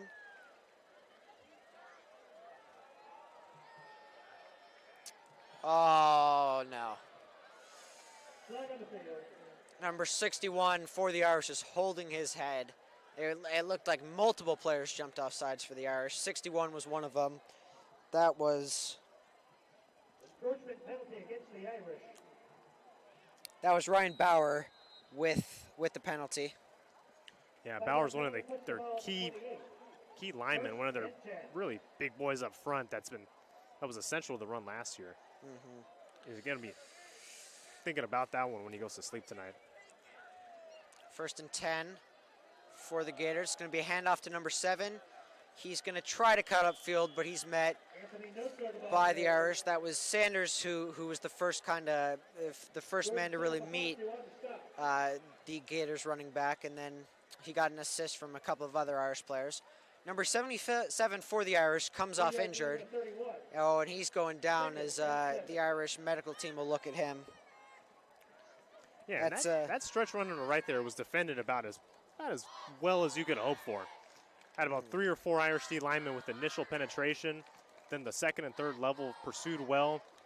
Forced us to the corner and were able to make the play with just a gain of 3. That's Jordan Fatu who came off injured. He's back up on his feet and on the sideline, so he'll look to come back into the game. It's going to be kind of a little trick handoff, and this is going to be a good play. Upfield, that was number 3. That was Brandon Nising with a big gain. Again, the misdirection that's just inherent to this type of offense.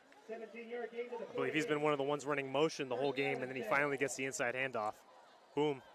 They've been handing off to everyone else the rest of the game so far. He gets it. This time everybody on the defense is kind of slacked off guarding that a little bit. He's able to make a big play. Yeah, it's kind of a three-pronged attack as Fatu gets the handoff and turns upfield for about 9 yards.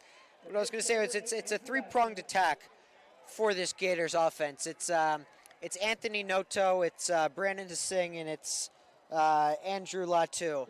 All three of them have taken carries, and all three of them have been pretty productive for these Gators. Second down and 1, 7 minutes and 44 seconds left on the clock in this third quarter. Yeah, it puts a lot of strain on the edges of your defense, which is going to be difficult for this Irish team who's a little undersized at corner to really kind of man up, man for man, put hat on helmet and really find that ball carrier and just bring him down. Handoff to Noto on that play. Anthony Noto on the carry. Looked like he took a shot there, able to hang on with the ball. Look like he got hit kind of low, landed a little awkwardly. Looks to be okay. Noto, Nick Feliciano on the tackle. Another injured Irish player coming off the field. That is number 52. Try to find you a name. That is Giovanni Mayorga, who came off injured. He's sitting down. He's getting stretched by his teammates on the sideline. Just looks to be maybe like a leg cramp. It's that right leg. Wide receiver in motion. Wide receiver in motion again. A little bit of a double motion. The wide receiver does take the handoff. Cuts upfield. Maybe a 3-yard gain on the play.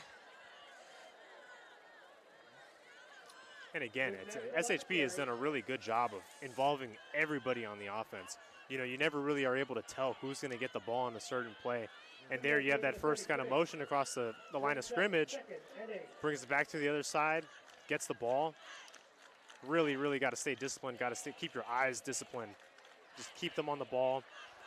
Make sure you're communicating well, especially for the linebackers. Yeah, multiple Irish defenders being tended to on the sidelines. Mayorga is back on his feet, but he's still hobbling around. It's going to be a handoff to Fatu. He's going to get stopped. Looks like that was number 18. Number 18, Danilo Salgado on the tackle. That's a great job by Salgado going low there. With Fatu, he runs hard, but he runs a little upright. You got to hit him low. And at least if you're able to kind of slow him down a little bit, gives the rest of your defenders a little time to recover and come in and make the play. The Irish have done a good job of pursuing tonight.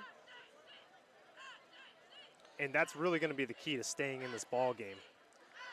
The other Irish, oh, not again. This time actually a false start against the offense. Maybe the center popped up a little early. It looked to be maybe the center or left guard.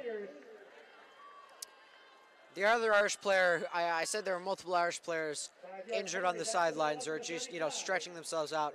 Mayorga was one of them. The other one is actually the touchdown scorer, R.L. Miller. He looks to be okay, just stretching himself out for the next drive. He does sometimes play defense, but he'll be, looks like, only on the offense right now. Just trying not to waste his legs because this is a close game and this is going to be a very important fourth quarter. 5 minutes left on the clock. 3rd and 10 for the Gators. Wide receiver in motion. It's going to be a handoff to Noto. He looks to break up field and he's going to get knocked out of bounds by number 21. That was Jasun Mabry on the tackle. The defensive back, the sophomore defensive back. Irish making a few substitutions here. It also looks like Mayorga is back with his teammates on the sideline, so it looks like he's feeling okay. Might have just had a little calf cramp. It's okay, especially in these early games of preseason. That's going to be pretty common. You got a lot of guys that aren't eating enough bananas, not drinking enough water, still getting in shape. 4th and 8. It's going to be too far for a field goal, but not far enough that you want to punt. Here's the snap. It's going to be looks like a design quarterback scramble. Look to toss. The ball is up, and it is going to be dropped. It is going to be dropped by number 11. That is huge for the Irish. Wow, and Jerry Mixon is looking at the sky saying, thank you, Lord, because he was beat badly on that one. Looked up, found the ball, didn't have time to recover. Thankfully, the receiver drops it. Can move on to the next play and forget about that one. Yeah, that was Luke Maxwell who dropped the ball. He's going to want that one back and I'm sure his coaches are going to want to kill him.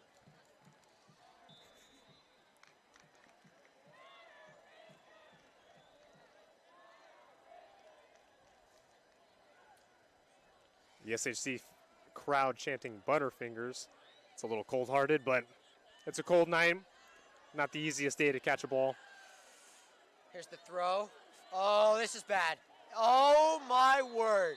The Irish have gotten 2 gifts from these Gators. That was number 2. That was John Chung, the Harvard commit. You're not going to Harvard if you're going to miss that ball. And that's a tough one, too, because he did everything right except secure the ball. Looked like he was playing a deep safety or just drop back at a cornerback position.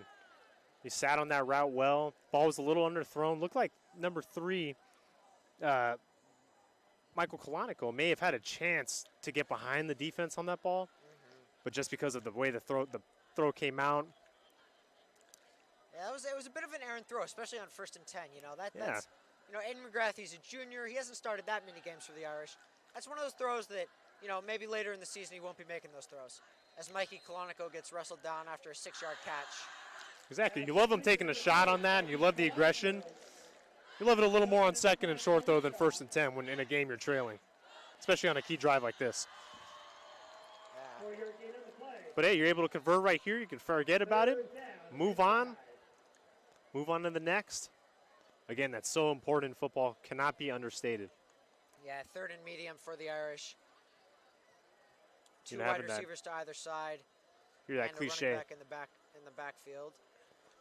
Here's the snap. It's going to be a fake handoff to Kendrick Sanders, and it's going to be a high throw to Jerry Mixon. It would have been hard for Mixon to get the first down on that play, but the throw didn't help him. The Irish are going to send on their kicking team here. Yeah, it's a little bit similar to the one that they converted closer to the other side of on the other hash. Looked to be a play where they hit Mixon short there. Look for him to just turn up field and get a couple yards to convert the first down just through his toughness and after the catchability. Unfortunately, this time McGrath threw it a little high. Mixon was not able to secure it. Incomplete. Irish have to punt. Yeah, the Irish are pretty frustrated on the sidelines here. That was, you know, they got lucky. They got well, let's just call it how it is. They got a gift from, multiple gifts from the Gators, and they still have to punt. It's going to be an end-over-end punt, and it's going to be, looked like number 5, Carter Shaw might try to receive that punt, but he just let it go. Good punt for the Irish, and the Gators will have the ball at the 22-yard line. Yeah, a little bit of a low-lining punt there, but he was able to put a lot of backspin on it, or excuse me, front spin, so that it took an Irish bounce after, was able to get about 10 more yards on that bounce. Yeah, as I was saying earlier, it's like you always hear that cliche of having that short-term memory in football, and I think especially in high school football, it can be hard to maintain a cool head and keep emotions out of it as much as possible. And so these are the games where you really have to kind of find that about yourself. Find out, it's like, all right, who can I trust in this foxhole? You know, who am I going into this battle with that I know will have my back no matter what the situation is.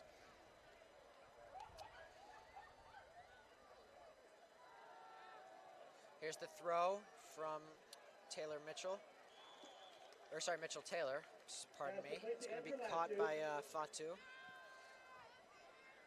No, it's Feliciano out there again. He's been making a lot of plays all over the field tonight for the Irish, playing a little bit of that eraser role.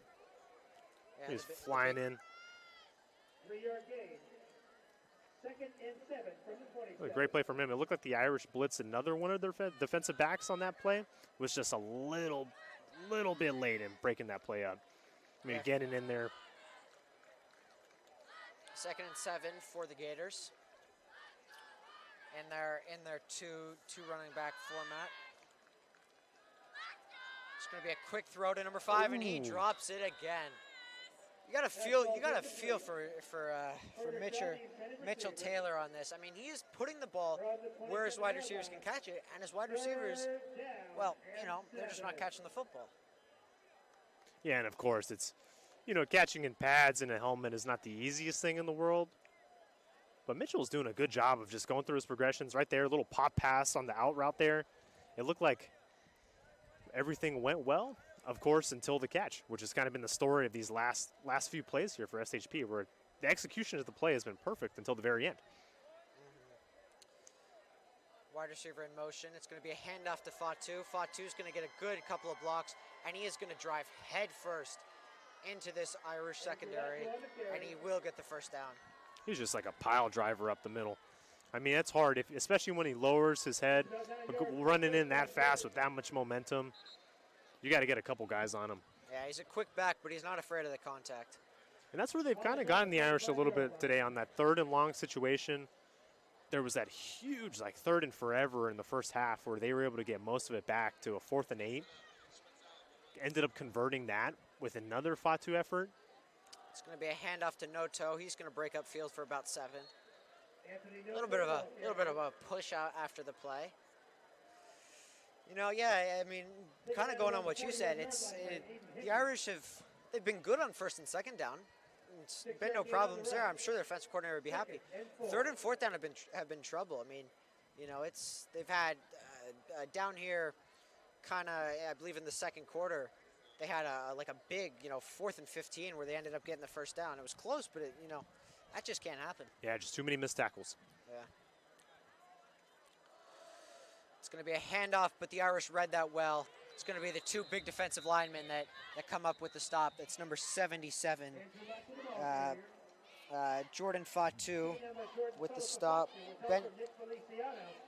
Benjamin Hatch and Nick Feliciano kind of came in to help him out. Nick Feliciano's, I mean, he's having a good game. He's all over the place. He's been flying around the football. I've been pretty impressed. Yeah. And his tackling has been pretty sound, too. I can't pinpoint one play where he's, giving up something big. He's really just playing some sound football, clean up. And that's all you want from that safety spot. It's just someone who's going to communicate well, be a leader in that back 4, and is just a sure tackler. You can't ask for much more of that. 3rd and 4. Irish trying to come up with a big stop. It's going to be a handoff. Oh, that second effort. I was going to say it looks to be short of the first down, but that second effort and just kind of the help from his offensive lineman giving him one more push. Looks like he got the first down. We've seen that a lot tonight. The Irish kind of meeting Latu in the backfield or whoever the ball carrier is, getting that first contact on him, getting a couple guys on him. Just too many arm tackles. Too many guys kind of coming in soft. It's like with a team like this, you really need to be physical. And I think if the Irish are going to, kind of come up huge and clutch in this 4th quarter, they need to tone up the physicality a little bit more. Yeah.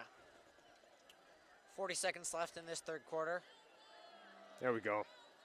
And it's going to be Fatu tried to take the ball up the middle, and he was stopped by a load of Irish tacklers.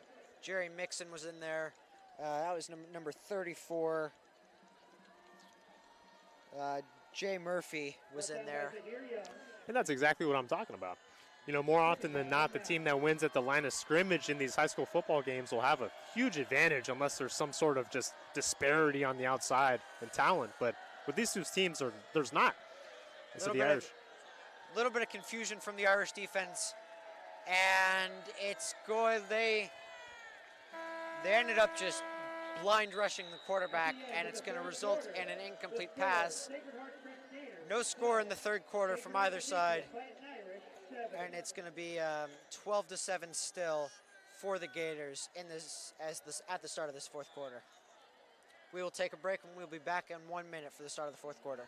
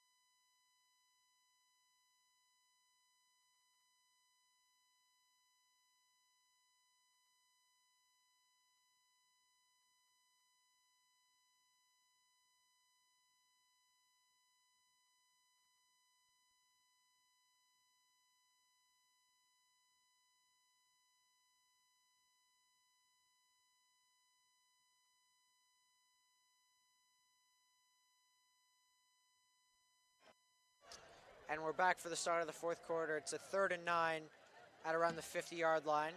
And this play is going to be broken up in the backfield. It's going to be a sack by the linebacker, number 6, Jerry Mixon, the Oregon commit. There you see Mixon just flying in there. No doubt about it. Quarterback's got very little time to react. Mixon is a pretty sure tackler on defense, used to coming down from that linebacker position.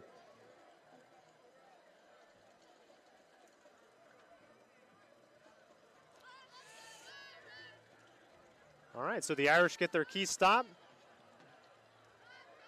Still well within striking distance, only being down 5.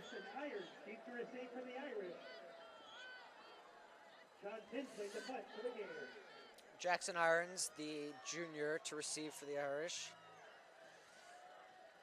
Here's the punt. It's a toppling one, and it's going to get kind of a neutral bounce. Ends up going the Gators' way. It's going to be down to around the 32-yard line. So with 10:57 on the clock, the Irish have an opportunity to take the lead here with the touchdown. And that's really all they can ask for at this point in the game, is still being in this position. Because it seems like the last 3 drives we've been saying the same thing, where it's like, really, if they're able to take control on one of these drives, they're going to have a really good chance to win this football game. Not just because they, obviously up in front, but because SHP has seemingly had control of the ball for most of the second half. Yeah, the Irish have had a few good drives. They've obviously had the touchdown drive, and then they had another drive where they unfortunately had a turnover on downs, but did get the ball deep into Gators territory. And then they've also had a 3 and out, a one first down, and then a punt drive. A couple of mediocre drives. Here's the throw. It's going to be towards the outside. It's going to be caught by number 3, Mikey Kolonico. Complete to number 3, Mikey Kolonico. Mikey Kolonico, one of those guys, a leader on the team. He completed his last offseason weight room workouts this year, obviously him being a senior. He has never missed a workout for SHC, 115 out of 115, a perfect record. Pretty impressive. Coach Boyles would be very proud. I'm sure he is. And especially, you got workouts in July too, no vacation. That's a lot of discipline. Dedicated to the game. Here's going to be the throw to Mikey Kolonico again. He's going to turn upfield, and he's going to be tackled around the 46-yard line. Kolonico there getting the ball with a little space to run. Looked like he was a little surprised with how much room he had to run when he initially caught it. Initially took his first step laterally and then cut upfield. It's a good cut from Mikey Kolonico. He's flashed a little bit. He's flashing. He is. He's very quick.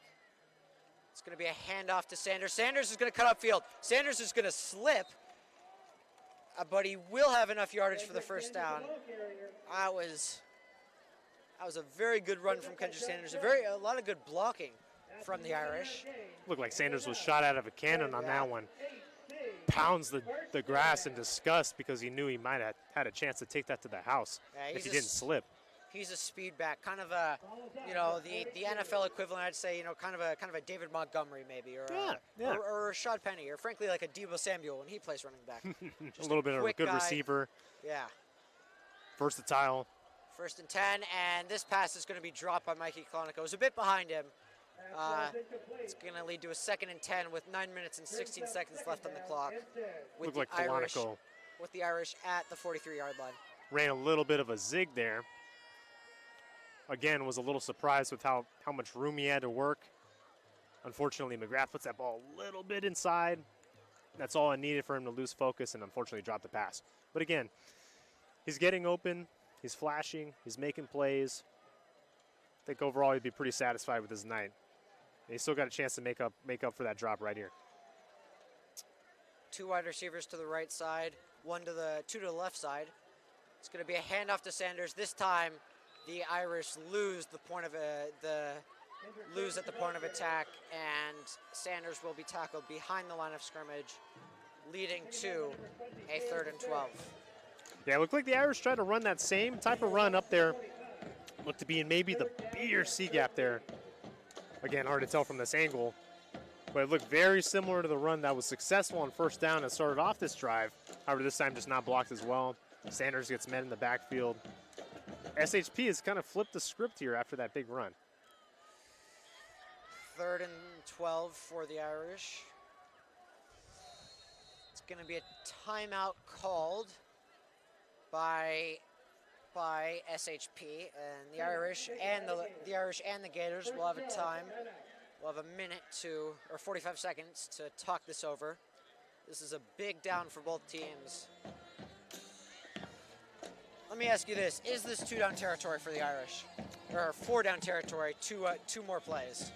It's a good question, Owen. I think Coach Evans, I'm kind of looking for him to play this a little more conservatively because your defense has really stepped up in the second half. You don't necessarily have to force yourself into a situation where you go for 4th down, but you're also in the part of the field where, because your defense is playing well, I could definitely see you going for it on 4th down as well. This is a tough one. It's a little bit of a coin flip for me.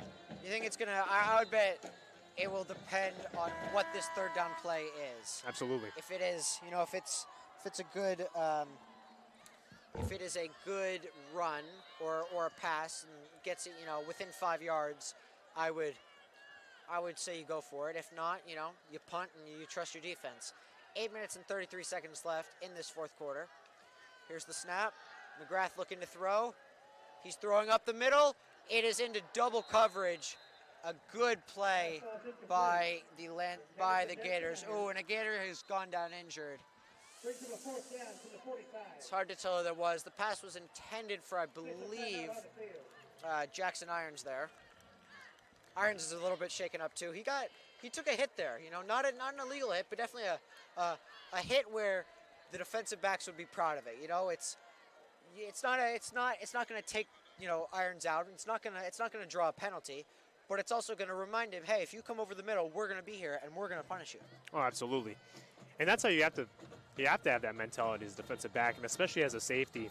When you got a guy coming over deep over the middle like that, you got to make sure you get your hat right where that ball is. Right there, Irons gets sandwiched in between the two defenders.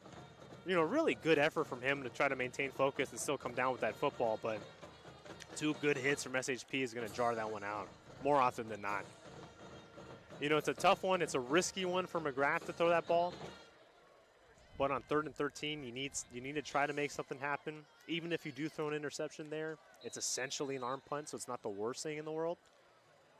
Here's an interesting play call. On 4th and 13, it does look like the Irish are going to go for it. McGrath, he's going to throw it quickly. Oh, it's going to be a throw by Jerry Mixon. He's looking towards R.O. Miller. R.O. Miller with the catch. Touchdown!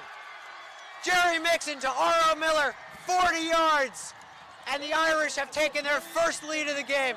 R.O. Miller with his 2nd receiving touchdown of the game. And you got to love that. Just pulling out the halfback pass, had it in the bag of tricks all game. Finally come up with a perfect situation where they're expecting you to just throw out a kind of given up screen pass to Jerry. Instead, you got a halfback pass and an Irish touchdown. That is a play that was taken from the McLaughlin era. Obviously, Barry McLaughlin retiring last year. That was a play that they've ran before. I believe it was against Sarah was the last time they ran this play. And the Irish have taken the lead 13-12, trying to make it 14-12 with this extra point. Yeah, I would have loved to see a stat on just how effective the Irish were. It's a missed snap. It's going to be picked up by the kicker. He's going to try to run with it, and he's going to be tackled. The ball's going to come out. It's going to go out of bounds. And just kind of a miscue on this extra point. It's unfortunate because, it's not the end of the world. It's 13-12 versus 14-12, but, it gives the Gators a little bit of kind of momentum, Sure, they gave up that big 45-yard touchdown, but they also came up strong on the extra point, and it's only a 1-point game at this point.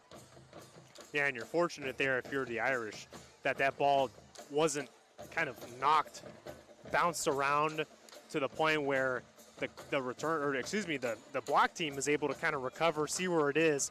Great effort there by the kicker to kind of stick with it as it went over his head. Fearless, really. I mean, having your back turned to a whole team that's just coming to get you is pretty, it's a hard thing to do. Yeah. Especially for a kicker who's not necessarily used to that. Yeah, a little bit of a break there. The Irish will take that touchdown. Carter shot, deep for the Gators. Number 9, Brian Coyle to kick off for the Irish. Brian Coyle will kick off. 2 Gators back. It's number 11, Luke Maxwell, the man who missed a pretty easy catch for a touchdown earlier in the second half at the start of the third quarter. Alongside him is Carter Shaw to return this kick. Here's a kick. It's going to be another squib kick, just trying to create some trouble. It's fielded well by Luke Maxwell. He's going to turn it upfield and get to about the 38-yard line. Taken by Luke Maxwell. Luke Maxwell with the return. It's a good return, about 27 yards. I believe that was number 19 out there that made a good effort to kind of just fill his lane, make sure he gets that first hit on. Again, the coverage team, really your key is to just fill your lane, stay disciplined, do your job, trust that your teammates will fill their own lanes. Good job of the Irish there to kind of limit that return.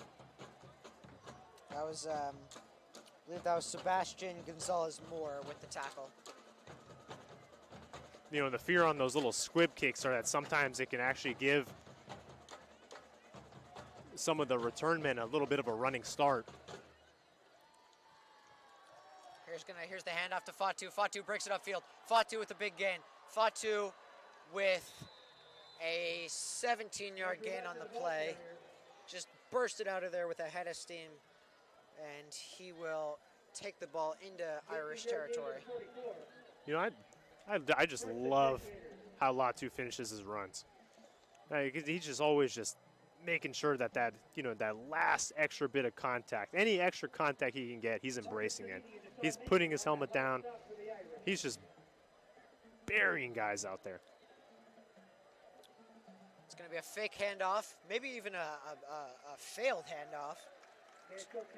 Looks like Taylor was trying to hand the ball off to Brandon Singh, and maybe it was just a miscommunication. Either way, it's going to be a 5-yard loss, and that's going to bring up 2nd and 15. Yeah, it looked to be a fumbled exchange there. Initially, it looked like the wingback was going to get the ball. Instead, the quarterback keeps, goes to his right, and really has nowhere to room. Good job by the Irish again, staying disciplined and just doing your job on defense. 2nd and 15 at the 49-yard line. Handoff to Latu. Latu has a hole, breaks it upfield. Latu is going to be taken down by Feliciano, got the assist on the initial hit by number 18 for the Irish. That was Salgado. Yeah, and you could see Coach Evans there visibly frustrated with his team's effort there. Again, it's those 2nd and longs and 3rd and longs where SHP has really been able to surprisingly gain a lot of yardage throughout the game. It's 3rd and 1. This would be a big stop for the Irish, though it probably at this point is far down territory. Wide receiver in motion. It's going to be a handoff to his Singh, and his Singh is going to get the first down on about a 4-yard gain. Clock will keep running. 6 minutes and 14 seconds left on the clock. That was very interesting to watch because that play was almost blocked as if it was a screen pass. Instead, it looked to be some sort of sweep, jet sweep to either the slot back or the wing back. And again, that's kind of the beauty of this offense, and you really don't see it too often here in the WCL anymore. But it's just, you never know who's going to get the ball. You know, it's pretty amazing to watch. Yeah, that was his Singh who got the ball. It's going to be another handoff, this time to Latu. Latu is going to be stopped in the backfield. No, why is there a flag? That is Sanders with the stop, and we hope that this flag will be against the offense. Let's see. Looks like maybe holding on the offense. We'll see if the Irish decide to decline this penalty. Yeah, it looks to be holding.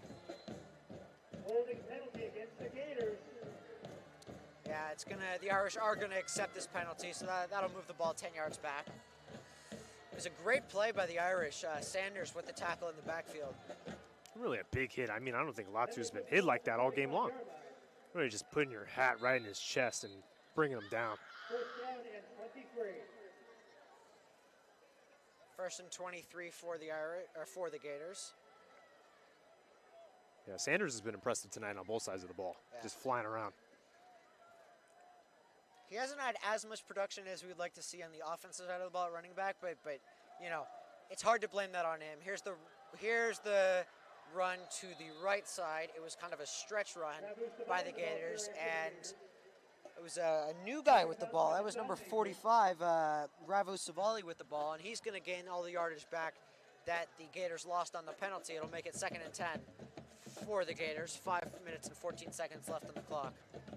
Yeah, and Savali with a good run there. I mean, just showcasing kind of the stable of guys that SHP has at its disposal to kind of just hand the rock, trust that he's going to hang on to it and get you the yards that the play was blocked for. And that play was blocked very well. He gets the ball again after that big run, and this time he won't have as much success, maybe a 4-yard gain. It was Savali on the carry again. Okay, 5 minutes and 7 seconds left on the clock. You think that this game will come down to this play, this drive pretty much. You know, the Gators are looking to kind of run the clock out, a lot of running plays. They don't want to give the Irish, say they do score even a field goal, they don't want to give the Irish a chance to drive the ball down and answer with a field goal or a touchdown of their own.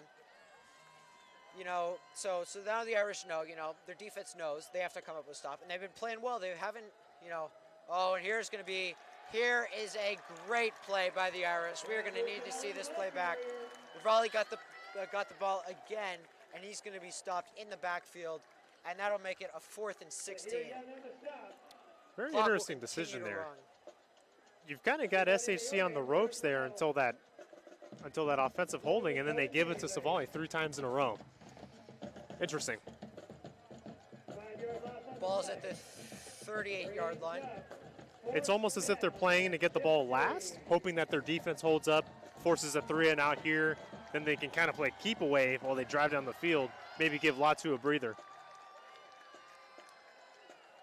So ball's in the 38-yard line. It's too far to kick a field goal. And at 4th and 15, the chances of, great. You know, every time I see a penalty flag, I worry about whether the Irish have just done something to give the Gators a first down. This time, though, it's just going to be a delay of game. The Gators were looking to see if they could force the Irish to jump off sides. This will make it 4th and 20. Not really a big deal, not really a big penalty. It'll just give their kicker a little bit more space to try to pin the Irish back towards the goal line. Yeah, and they look to be in max protect here with 3. Here's the kick. It is, well, let's not be too harsh, but it was a poor kick by the kicker. He was trying to pin the Irish back, and he might as well have just kicked the ball as far as he could into the end zone. The Irish will get the ball on the 23-yard line. Yeah, it looked to be about a 20-yard punt from the line of scrimmage, maybe about 27 from where he kicked the ball. And again, pretty difficult conditions to really get a perfect punt down, but you're definitely hoping for a little bit more. Now, of course, SHC's still going to drive the length of the field with about 4 minutes left here. Easier said than done, but now they can play keep away. Yeah, now it's, the Gators did have to burn one of their timeouts earlier in the game, so at this point it's just going to be a situation. Oh, no, it is a drop snap picked up by Sanders. It was a low snap. Mixon with the recovery. That is not what you want for the first play. That is just, that is a kind of giving the Gators defense a break here. Yeah, it looks like they've subbed in Michael Patton for Aiden McGrath here. And it seems to be Michael's first play, a little bit of maybe first play jitters there, dropping the ball. Looks maybe be a sloppy exchange. Now, Michael's got some speed. Gives you a little bit of a different dynamic than Aiden. As far as I can see, Aiden McGrath has not gone out to an injury. This is a coach's decision to bring in the backup quarterback here. Here's the snap. He looks to run, and he's going to get maybe a 2-3 yards. Yeah, so I think with that play call, it tells you a little bit about why they brought him in. Just gives you another element, gives you a running element. They're going to bring Aiden back in here for third down. Michael's very fast, very athletic. I believe he's a sophomore this year, so he's very, very inexperienced. He's got a little bit of growing to do, but he's going to be a talented player once he comes into his own. It's not that I don't like the call to bring in Patton. I mean, I can understand why you would. I just, maybe you bring him in earlier in the game so that he can at least have a snap under his belt instead of, under 3 minutes left in the game and you're only up by a point. A lot of pressure. Now McGrath is going to have to try to do something here. He's going to look towards R.O. Miller. Can Miller come down with it? He can. No. Oh, what an unbelievable catch there from Miller. Wow.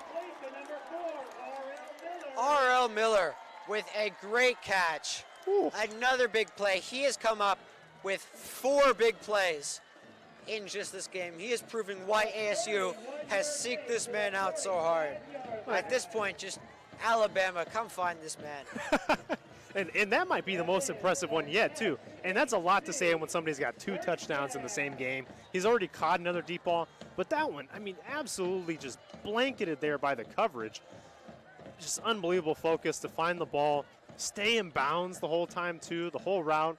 Good strength staying in bounds. It was a phenomenal catch. You got to give credit to McGrath here. That was a perfectly placed throw. With 3rd and 13, no problem.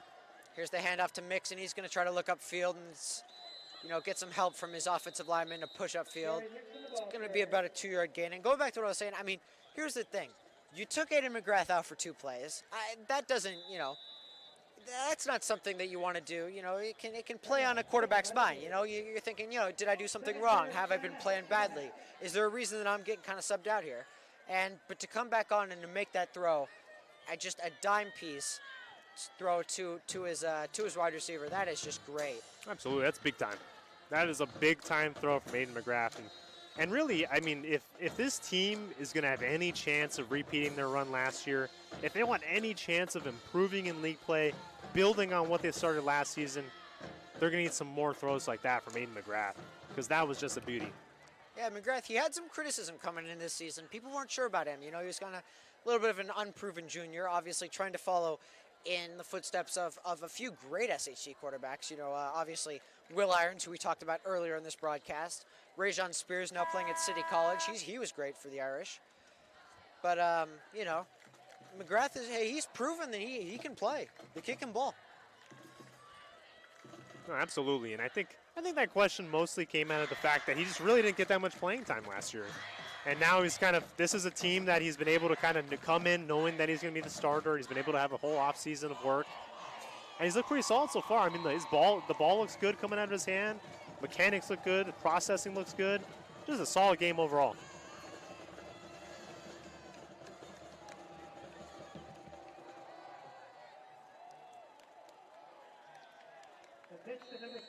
Looked like a pitch to the right there to Kalanico. A little bit of a risky play call there. Loses a couple, but again, the Irish are simply playing keep away here, forcing SHP to use their final timeouts.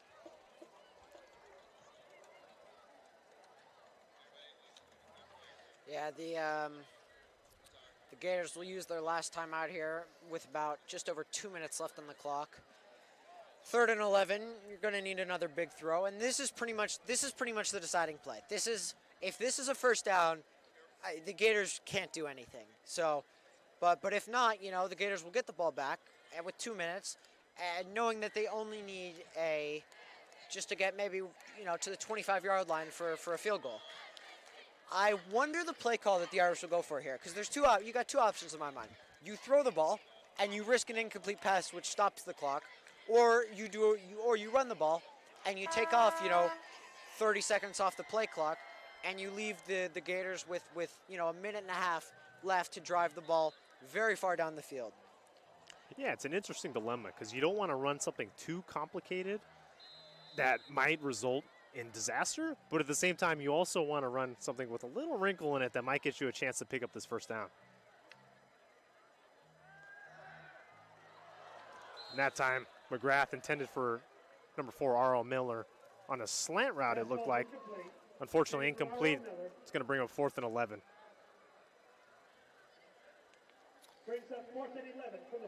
So they went with option 1, which was they tried to throw for the first down, and now they will assumably punt the ball away, though they might try to do something tricky. Yeah, it looked to be potentially an RPO there where they got RL coming on the slant. McGrath still the option to potentially hand it off. Just the timing was a little bit off. Looked like the ball was a little bit in front of Miller. As he reached his hand out, the hit came in, forced the incompletion.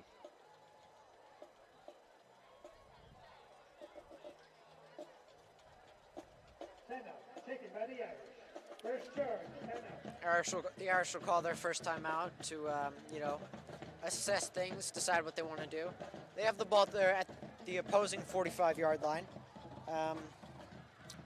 I don't know. I gotta be honest. This is why I'm not an offensive coordinator. In my mind, it seems like a no-brainer. You punt the ball away. You give the Gators good field position. Again, I'm not an offensive coordinator, and I don't know the situation. See, Yeah. it looks. I think they're trying to end it here. I think if you get this first down, one, you've got 3 plays to really chew out the rest of the clock. There's not much kind of room for error for SHP. Here's the snap to McGrath. He's going to look towards Mikey Kalanico. He's open. He will be very close to the first down, and he will have the first down. And this game is all but over. Mikey Kalanico with a big play. And of course, it's Kalanico that comes through. We've been singing praises to his name all second half. Makes a big one there, kind of taking advantage of some soft coverage from SHP. Just runs a little curl route, gets the ball, gets a field, gets the first down. Potentially wins SHC their first ball game here of the year. Yeah, this is big, This is big for the Irish, as they're going to line up with McGrath under center. He has not been under center much this game, and it looks like they're just going to line up in victory formation.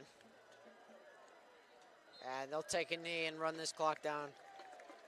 A stoic performance from these Gators, but ultimately it is the cathedral, the SHC cathedral, that comes out on top over SH Prep. It was really a great effort from both sides. Very physical game. For the first preseason game, you really cannot ask for more from both teams. Pretty impressive job by the Irish to stay in it, especially when they were down 9-0. Make some huge plays that kind of swung the game back and forth. There was a few, especially for that whole third quarter, it seemed like momentum was just kind of hanging in the balance, waiting for one team to just go up and grab it. The Irish, with that second huge touchdown to R.L. Miller, seized the day. Yeah, it's as this clock runs under a minute, the Irish will just stay in their victory formation. And for me, the player of the game, it's kind of a no-brainer. It was R.L. Miller. He did have those two, a shaky first few drives. A few penalties. Comes back, 32-yard gain, and ends up catching the touchdown, and then, a 45-yard touchdown from the pass from Jerry Mixon, and then the big catch on the sidelines up here. It's just, huge play from R.L. Miller. Really well done turning this game around. Absolutely, he's just studly. And what's the quickest way to make, an entire crowd, an entire stadium forget about a couple mental errors? Catch a couple touchdown passes, and including 2 catches that were arguably even more impressive down the sideline. Really impressive game from RL tonight. And then on the defensive side of the ball, it was Nick Feliciano had himself a day. He was all over the place, just flying around. Really, exactly what you want a free safety to be. Just a guy that just flies around the field and just makes tackles when they're needed.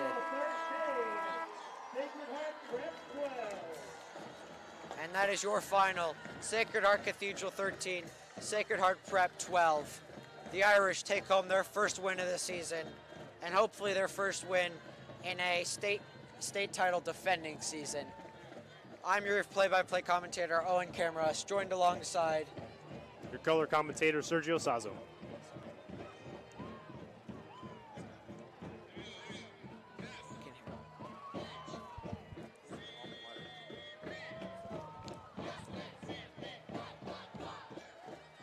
You can stay tuned as the SHC fan base joins in their celebrating team to sing their alma mater.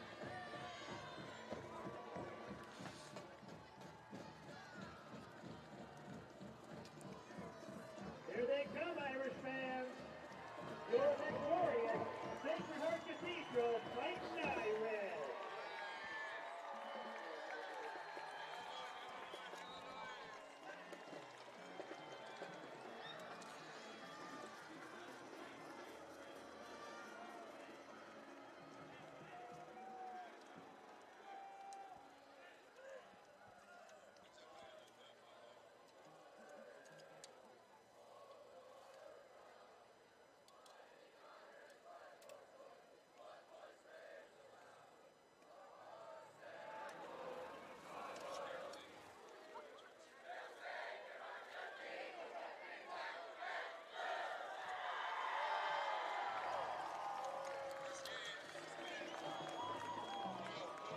Alrighty, folks, and that'll make it just about be it for our broadcast tonight. Thanks for tuning in, and have a good night. 2 weeks from tonight, the Fightin Irish will be home again to host Burlingame right here at Kezar Stadium at 7 o'clock.